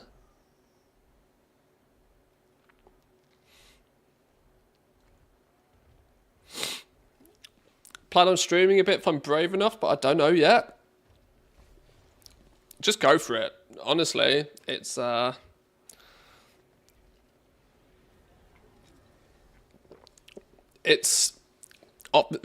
swear a lot of people tend to talk themselves out of streaming. But you don't need to do anything particularly fancy. In fact, the best thing to do is to just quite genuinely just do what you do. Leveling alts, talking about your alt leveling process and stuff, you'll attract without questions, and people talk, and it'll be absolutely fine. You'll be fine. Low self-esteem's a bitch. Oh, I know. I've suffered with low self-esteem previously. I'm all right now, but fun fact, it's the reason I got into sales. It was the deep end situation. Jump in, and just go for it. The game will be harder without the human diplomacy racial to join the inner circle. Maybe.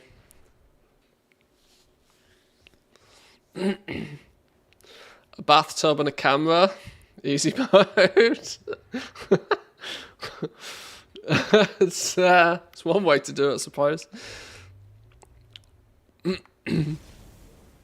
Okay. Right. Next, let's go again. In fact, before I set this up, quick 2-minute break. I've got to go for a pee. I've been sat here for 3.5 hours and I haven't moved again. I'll be back in 2, boys and girls, and then we'll... if anybody's interested in doing an M0, if you need any 493 gear, preferably eye level 470, but I'm not too fussed when I put my groups together. I'll be back in a minute.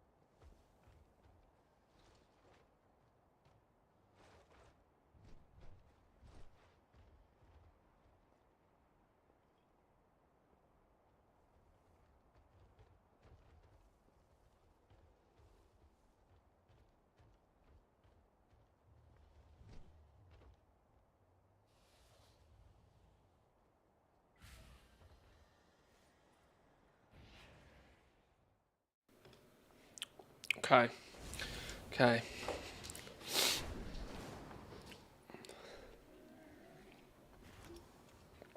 To be honest, nobody goes trolling the WoW time walking section of Twitch for hot tub ASMR babes. Twitch is an interesting place, that's for sure. Right, let's throw a group together. Whoops, not that button. Dungeons, start group. Where did I say we're going? The flying one.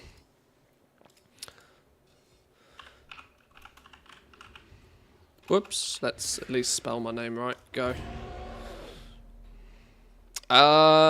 Where's the dungeon entrance for this place? Anaran Plains over here somewhere, right? There it is. Let's mosey on over.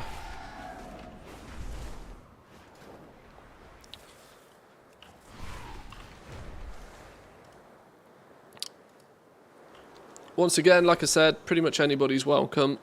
If you need some gear from here, you go.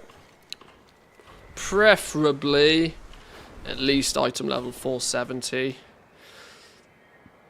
But if you're a viewer from stream, I won't question too much.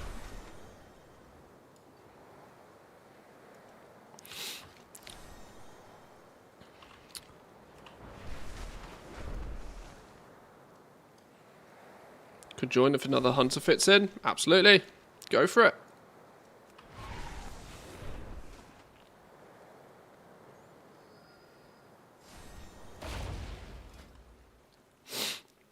That said, I don't know which one you are. Team Hunter. Are we going to... Okay. Okay. Okay.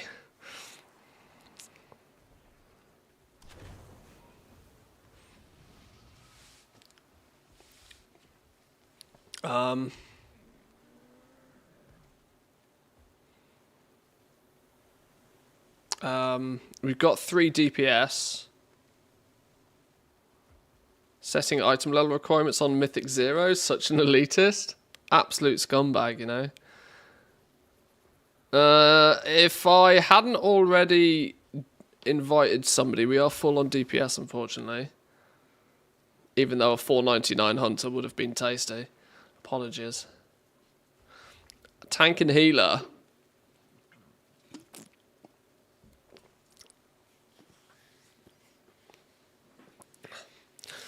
Have a good one. Gotta go to the doctor. Oh, doctors. I don't like doctors. You have fun, though. You have fun. Can't Mr. GM just ask somebody to give you alpha? I've seen people with half the views you do get it, and it's insane that you don't have because one of the top goal-making streamers. Dan's done as much as he can do. Fair play to the man already. He's tried. He's tried already. It's not necessarily quite as simple as that.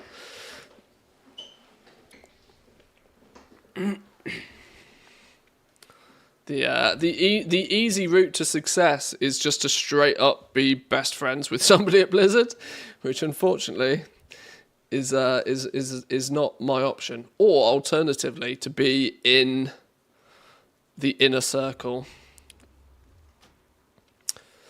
But we'll see. We'll see. Does anybody... surely people don't need summons, right? Surely people don't need summons. Is anybody even here to summon?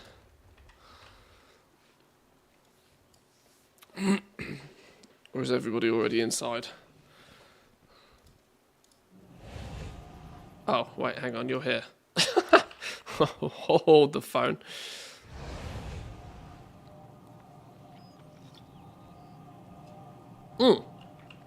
Okay, hang on, you're here too. Who's not here?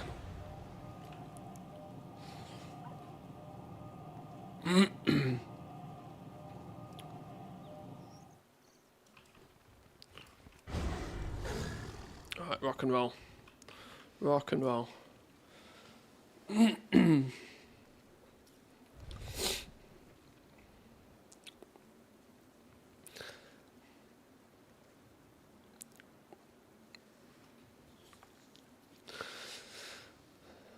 Can't remember many mechanics, so same as you. Yeah, for me it's not even remembering them, it's I just straight up don't know them.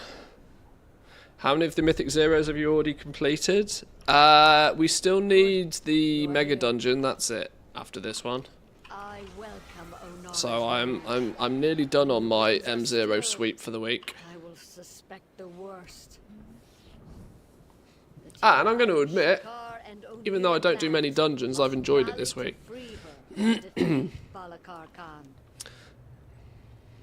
Do what must be done to prepare them. I must admit, it doesn't give me much. It doesn't give me much desire to push any further into Mythic Keystone dungeons, but these M0s are pretty chill. Get a few bits of loot. It's all good.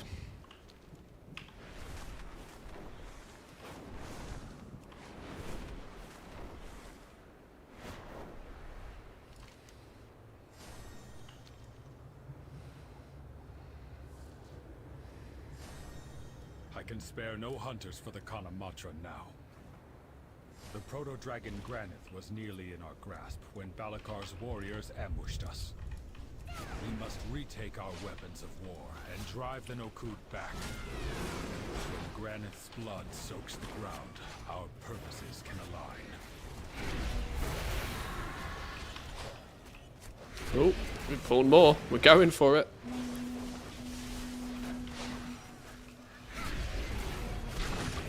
Pew pew. Woo! Spicy meatball. Well done. Keep retaking the weapons. 2 more remain. I have no idea why I'm taking so much damage. I apologise, healer. I have genuinely no idea why I'm taking damage. If somebody can tell me, please tell me.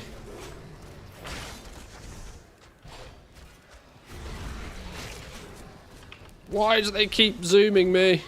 Oh, I'm dead. I'm dead. Oops. You need to stack, they charge out. Oh, was it me being Hunter and... Okay. Presumably entirely my fault then.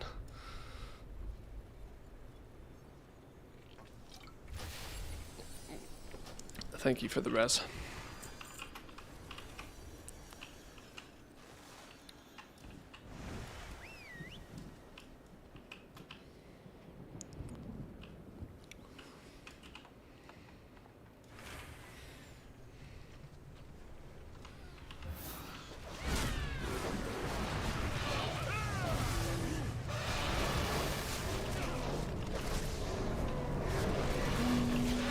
What are you doing?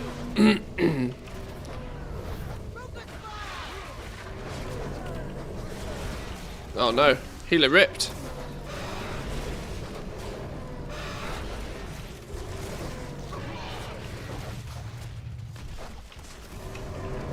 This trash is a bit of a bitch.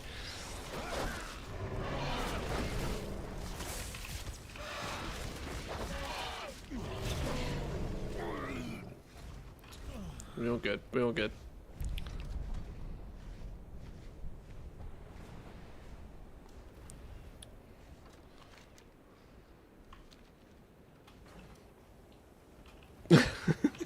Yeah, unfortunately there's no res and there's nobody else with res.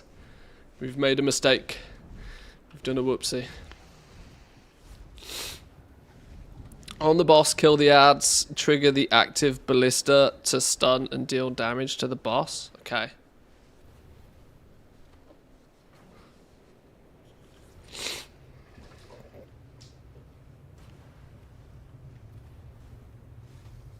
How much of the trash do we need to clear before boss turns up?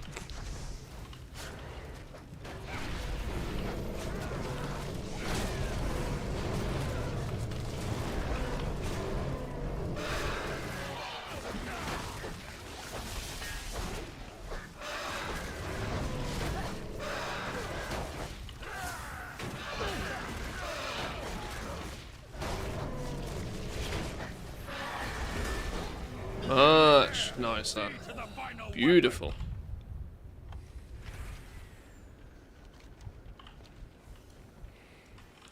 Did I get alpha yet? I'm going to treat that as a joke. No, unfortunately not. Trust me, you'll know when I've got alpha because I'll be playing it. If I'm playing retail, you can categorically know I haven't got alpha.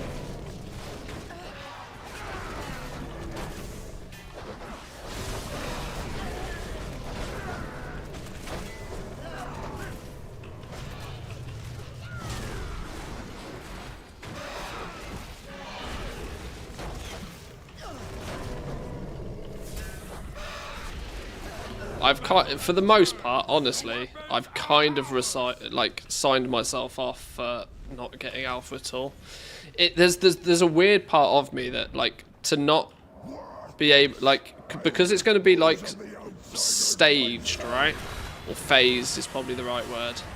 To have missed the first two phases, it means that there's going to be so much to look at and try and figure out, even if I do get alpha access at this point, that it's kind of is it really worth?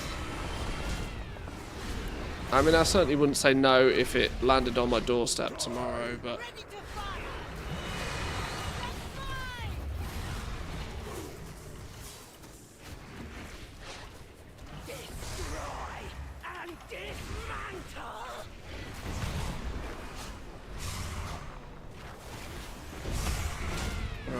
Ads are being nuked.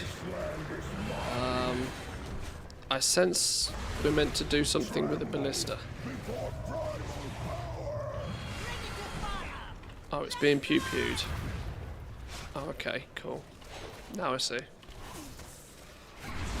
Destroy and the ad, kill the ad, nuke the ad.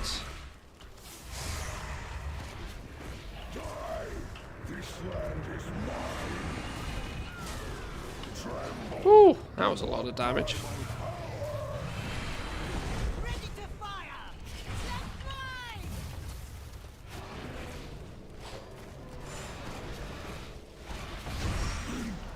Let's Boom! Headshot.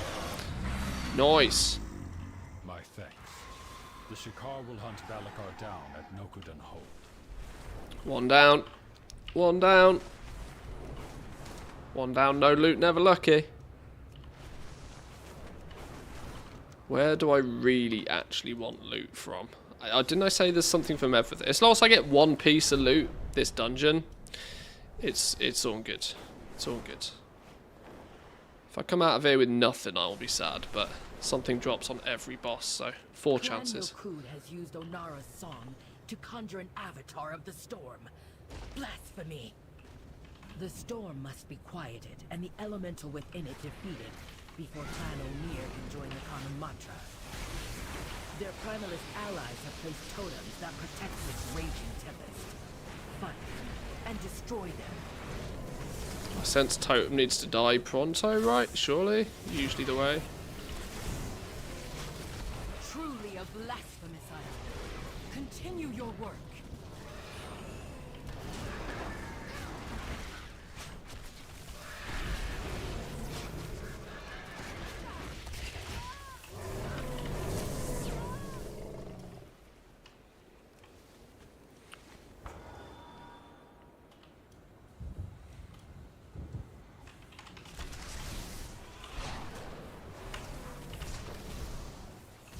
Ooh, this could get spicy.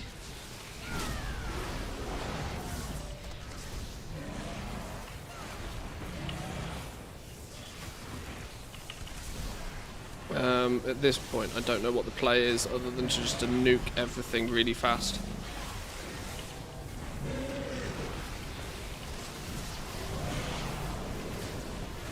Thunderstrike doesn't sound fun.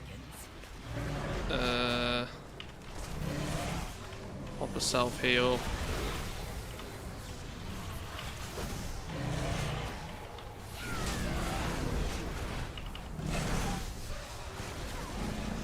Kill one of these, get them gone.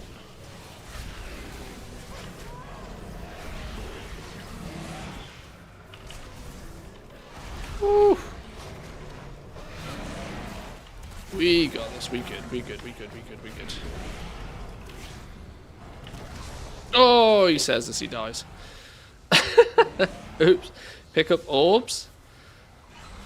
I don't see any orbs.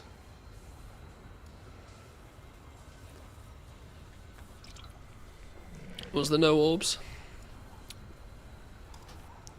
Okay, we'll try again. Try again. We got this.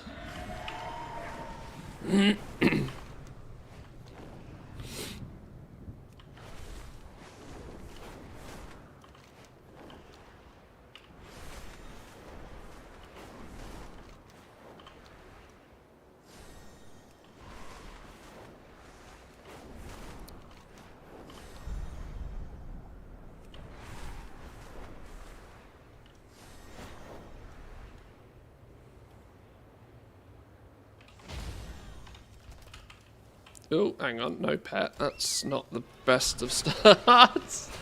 Oh, Lord.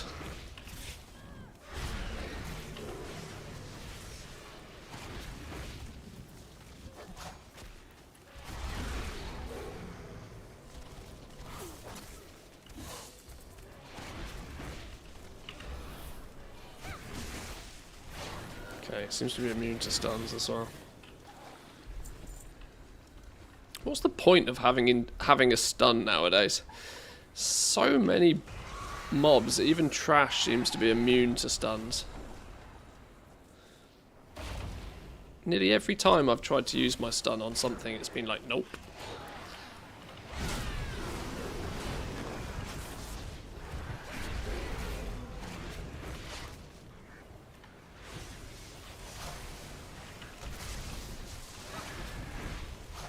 more totem, quickly.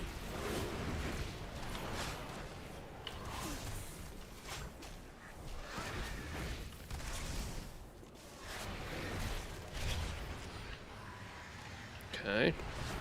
Better.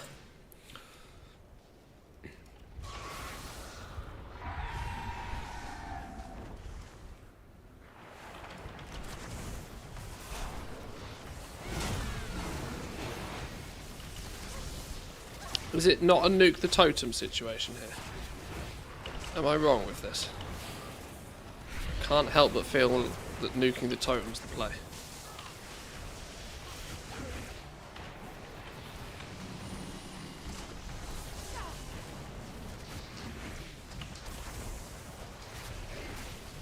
I mean, it's clearly not. Pick up orbs. Are we still picking up orbs? What do orbs do? Oh, okay. Final totem crumbles. Now take down the Okay. avatar Something of the definitely storm. didn't work then. What didn't work? I was just taking constant. The caster channels a storm overhead that hit. The electric clings to players. Affect stacks. Okay.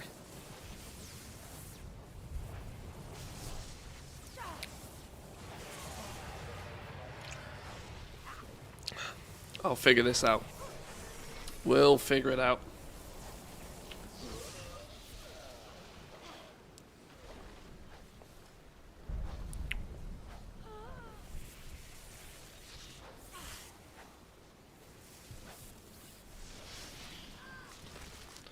More importantly, these guys don't want to die. What's going on?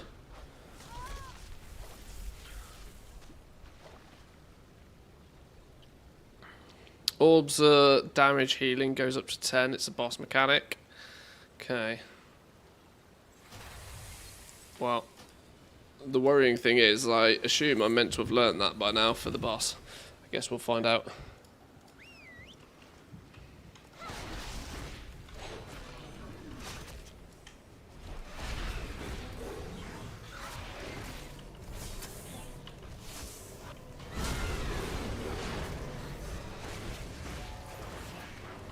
Get rid of your shields. We're not having any of that business.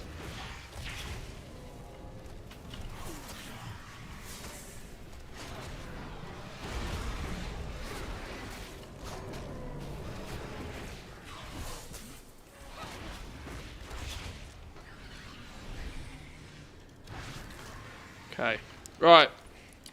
See how this works, shall we? 75 elemental overflow collected. What the hell? Oh my god, we're going! Whoops! Pump.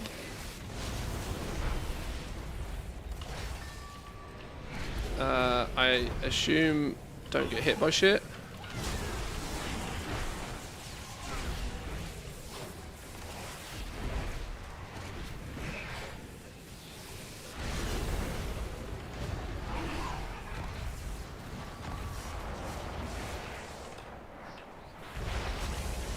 This is like the raid, right? Don't let the orbs hit the thing.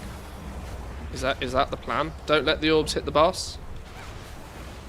But don't take so much damage that your healer can't manage, I guess. I assume that's the way. Oh, dearie me, let's move out the way.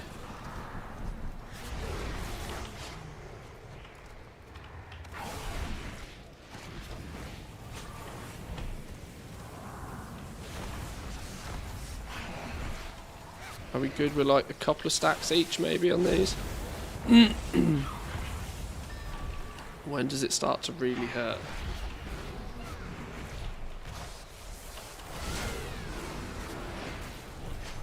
Oh, relentless this dude, isn't he? How do we clear stacks on this?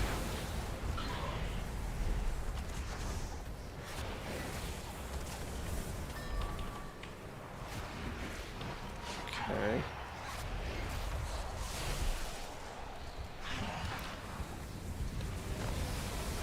Right, I've got 7 stacks. I don't think I should take any more. It's going to get a bit spicy.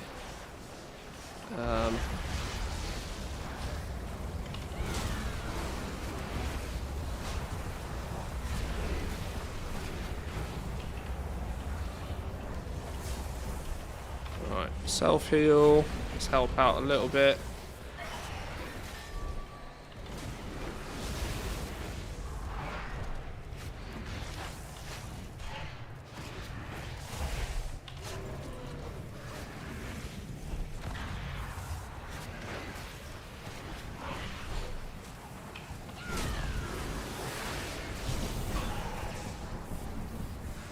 Okay.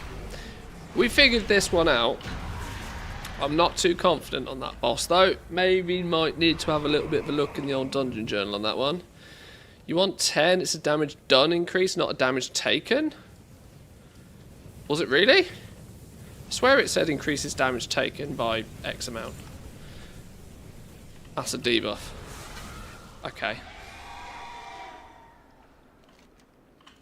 Alright, I'll figure that one out next time.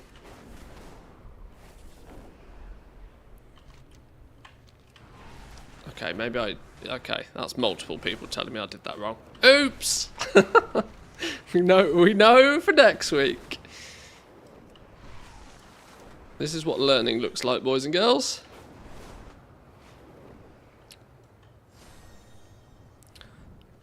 It's one of those where I should have read the tooltip before we started, to be honest. But ancestors, Tira and Maruk. Destroy these grave robbers and return our ancestors to their rest before they are forced to fight in Balakar's name.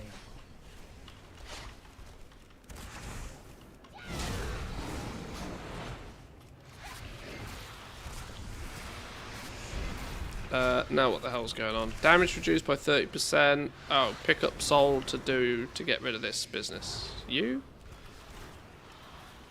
I'm gonna assume that was it.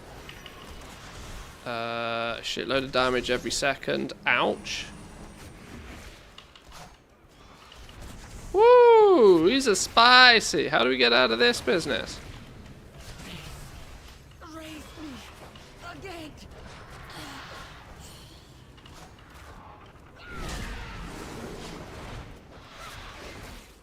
Right, I need to figure out what caused all of that. What are you doing now? Chant of the Dead.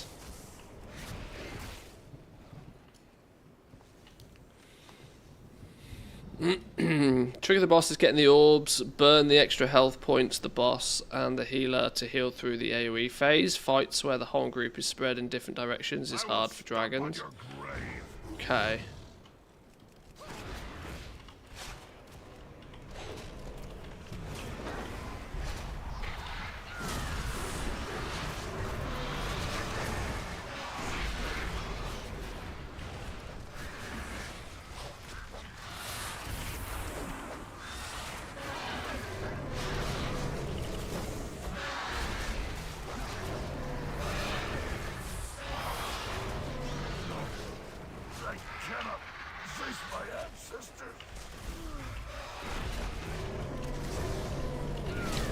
Stand in front of you, dragon healer. Okay.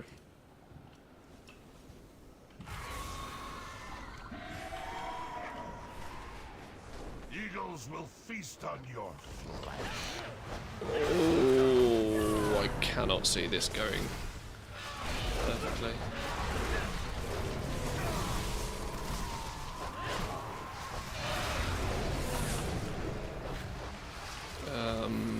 Pick up that.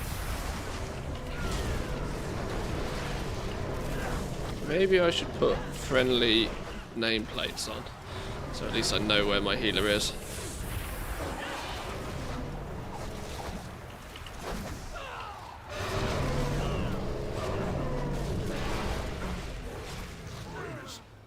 Raise me again.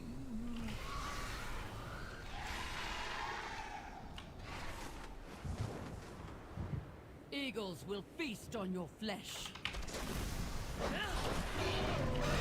Oh, I've gone quiet again. That means I'm concentrating. Who would have thought? Concentrating on trash.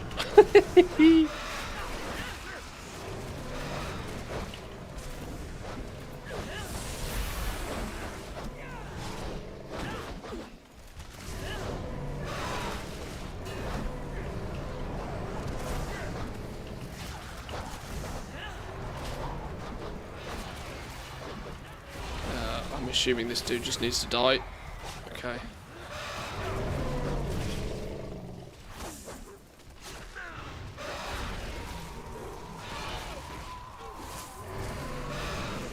Ancestors shall rise. Right, boss time. Boss time, I think. Let's see how this goes. Ugh.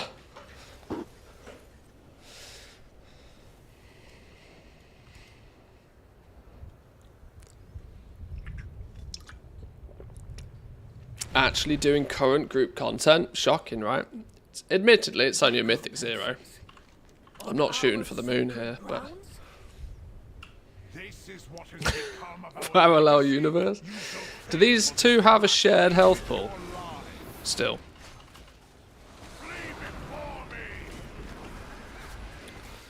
Spirit Leap.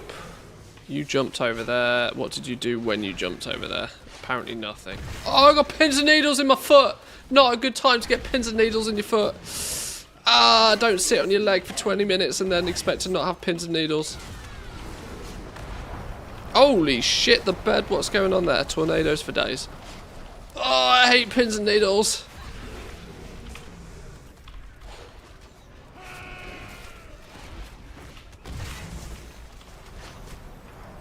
Ah, the tornadoes are coming back. Go away. Go away. Go away. Pinched. Away from him. Oh shit. Okay, don't like that. Stop doing that. Oh, my foot. Flipping YMCA going on in the background and all. What is this stream right now? Stand in front of me, dragon.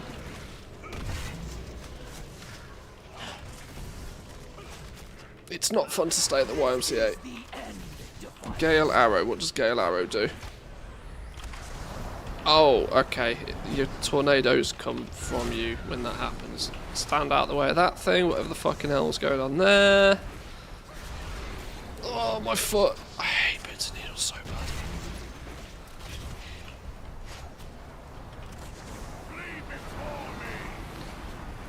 Having pins and needles is like having the unseen mythic affix. Ah.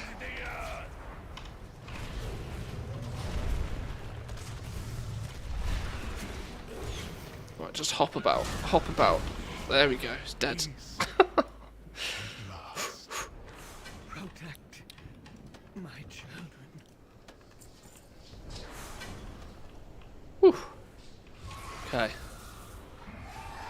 Last boss, right? Smashing it. World first. No deaths.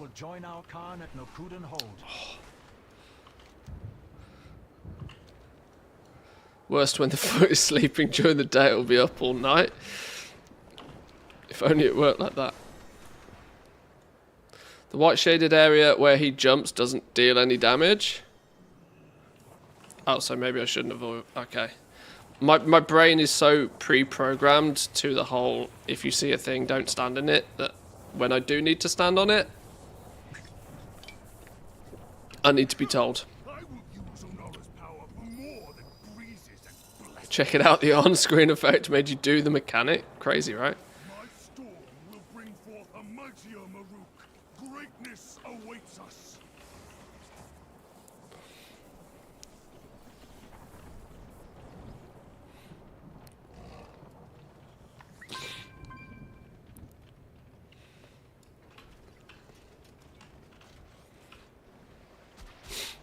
Sure, she's concentrating on trash. Leave me alone. This is abuse.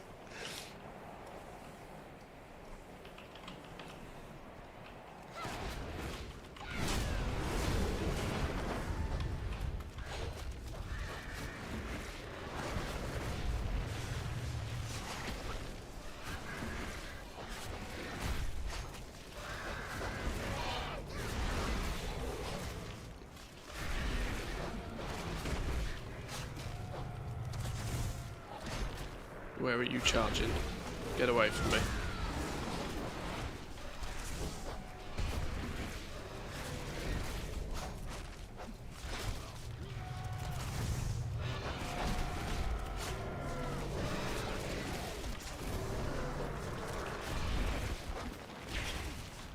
Whoops. Let's not stand in that. In rage, I think not.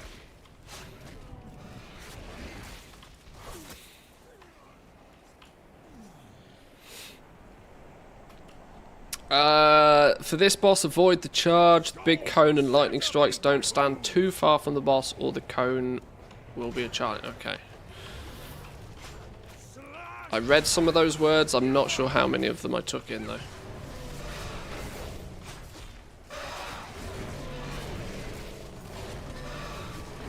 I don't know what the fuck this does. I'm going to move out of the way.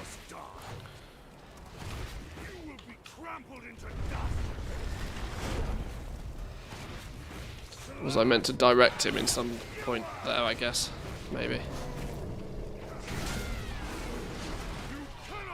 Let's not stand in that. Sounds like a plan. Doesn't he spawn some friends here? I swear he spawns friends. He spawns friends. I'm taking a fuckload of damage and I have absolutely no idea why. Zero understanding of why I'm taking a metric shit ton of damage. What's causing me so much damage? Panic, what the fuck? Okay, let's hold the phone there real quick. Where the did that damage come from? Woo! Spicy meatball. Right, okay. That damage is normal, you need to kill and interrupt the ads, okay. We'll try that again, shall we? Let's try that again. CC him, deal with 2 at a time, interrupt. I see. Tactics needed. Gotcha.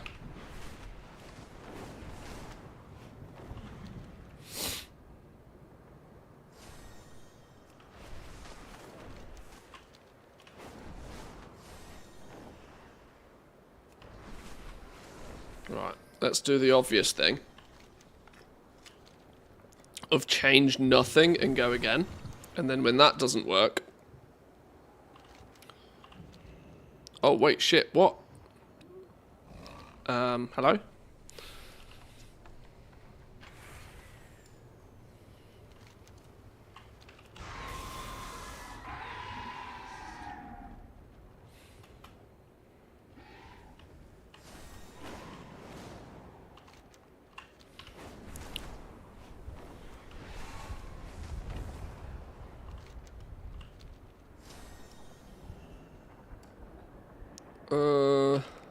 I can't remember where we went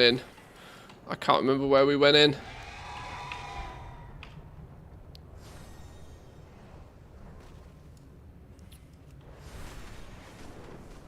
It's up here somewhere, isn't it? Here you are.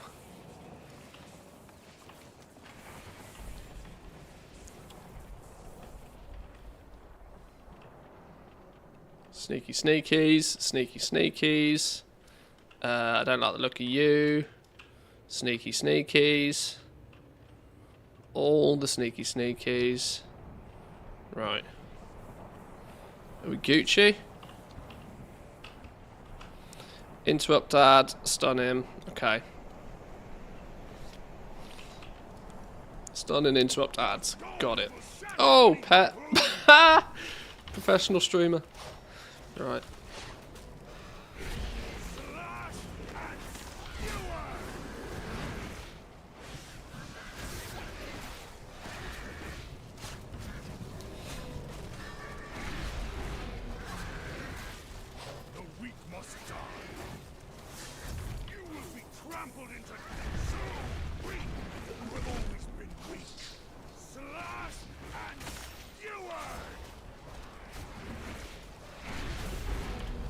Right, get ready to do some... Whoa, hello. That still hit me, son bitch.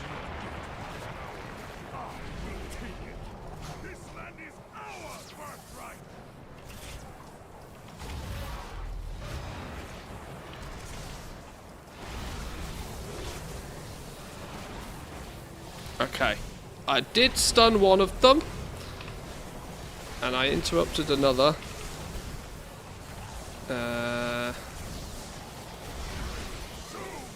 This is a touch problematic. Okay.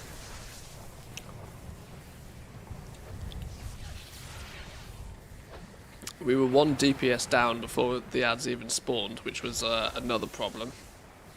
Thunder and lightning, the true power of Nara. I should have just frost...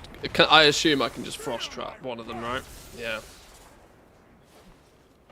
I should have just frost trapped the far one.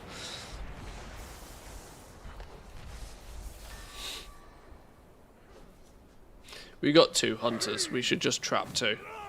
Trap 2, interrupt the others. It should be GG.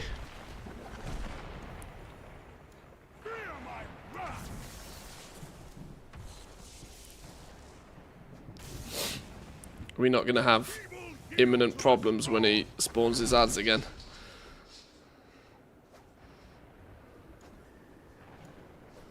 Does he spawn ads again?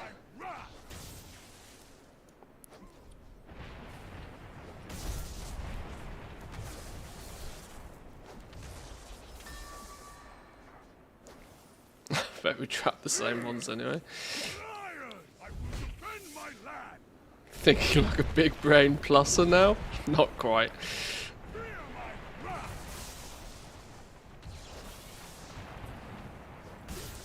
Okay.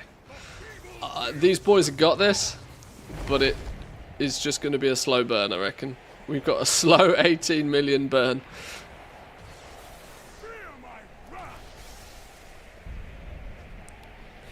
All 3 DPS dead. Oops. You know what we do now? We check the dungeon journal for loot. That's what we do.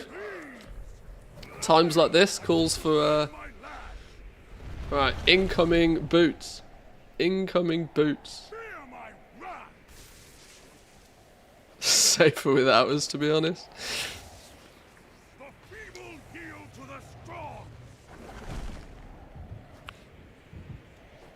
Yeah, with double hunters, if either of us knew what the hell we were doing, we'd have just trapped 2 and interrupted the others and nuked them. It would have been fine, but practice makes perfect. Oh god, we're all being we're being out damaged by the tank. Oh no. Spirit pet, fortitude of the bear, survival of the fittest, pop cooldowns.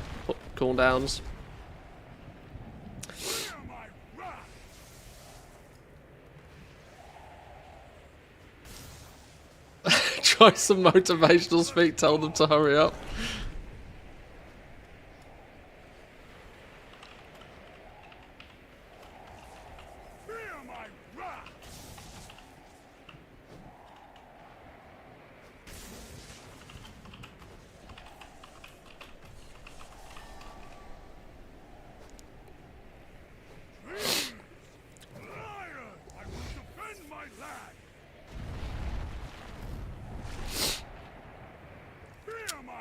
Maybe next expansion try and learn all these early. Knowledge would carry so long. True. Maybe not leaving it till season 4 to try and do some dungeons is probably not a terrible idea, yeah.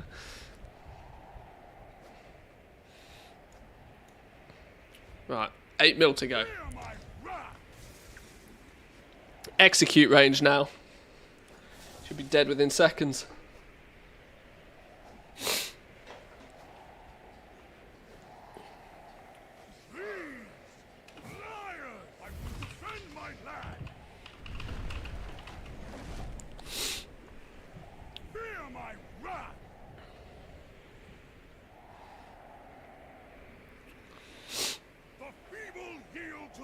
I don't think it matters too much as long as you're at the start of the season. Well, yeah, this is it. If you stroll into dungeons late in the season and act like a noob, then you might get shouted at.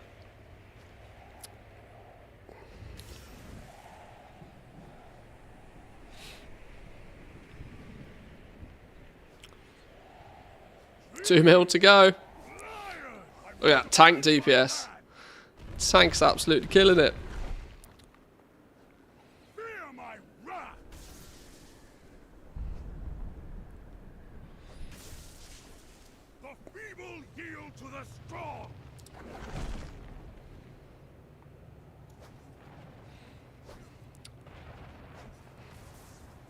my wrath. Now, a real troll would wipe here. A real troll would wipe now. Ancestors,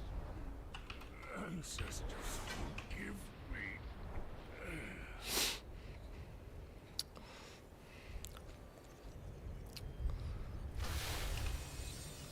Balakar's weapon will be broken.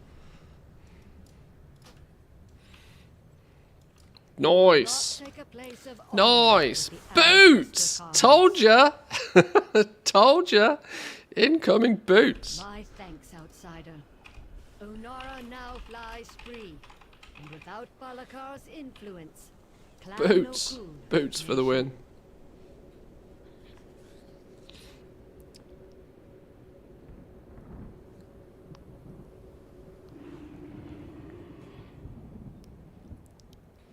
Boots with speed. Want to trade? Do swapsies? Nice. Right, that then is my full sweep of Mythic Zeros, all apart from Dawn of the Infinite. And that has left me for the week 490 item level, which I think is not bad considering we haven't stepped into the raid or done a single Mythic Keystone. Well, that's a lie. We did LFR, but LFR doesn't count. LFR's not the raid. Pair of pants and a neck would catch us up. They're the only things that are lagging behind now. But that's all apart from doing the mega dungeon. About as far as we can get. What, out of curiosity...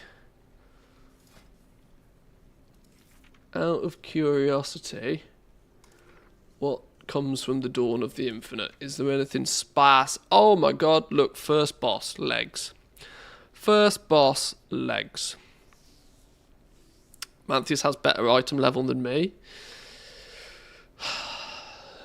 Just sounds like a loser.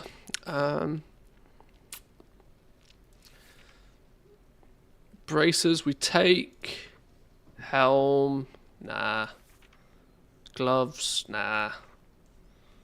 Nah. Nah. Take the belt. Stinky boots, don't need boots. Don't need shoulders. Take the trinket. And of course, Reins of the Quantum Courser. Look at the amount of mounts I need from this puppy dog. Just a heads up though, Dawn of the Infinite difficulty is equal to a +10 minus timers and affixes. Well, so yeah, that's what Mythic Zeros are. All Mythic Zeros are the equivalent of +10s nowadays. Oh, current +10? Yeah, it still awards 493 gear. Hard mode, maybe. Hard mode, maybe. Yeah, we won't be doing it hard mode. I'm not crazy. Okay, I'm probably gonna save that for tomorrow though. It's already food o'clock, so I'm gonna leave it there for today. For anybody that joined in on some dungeon runs today, thank you very much, appreciate it. I hope you got a few pieces of loot yourselves.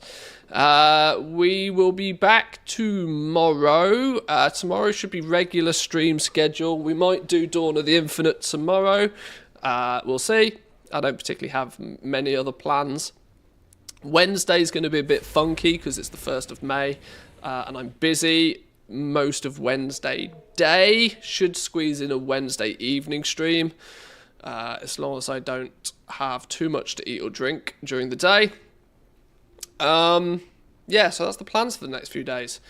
If at any point Alpha lands on my doorstep, we'll probably jump on to Alpha and have a little bit of a look, but I'm not holding my breath. I suspect there probably won't be another wave of invites until late Thursday, Friday anyway. So no real issues there. I was going to do a bunch of React Andes to stuff and I kind of got distracted. Maybe we do a little bit of that tomorrow as well. So yeah, thanks for joining today, boys and girls. Have yourselves a great rest of the day. I'll be back tomorrow. Come say hi on the Discord if you're not there already. Links for that are down below. And if I'm if I can spell, there's a few links to the YouTube and the Discord and what have you. So yeah, we'll be back tomorrow. Thanks, boys and girls. See you next time. Peace.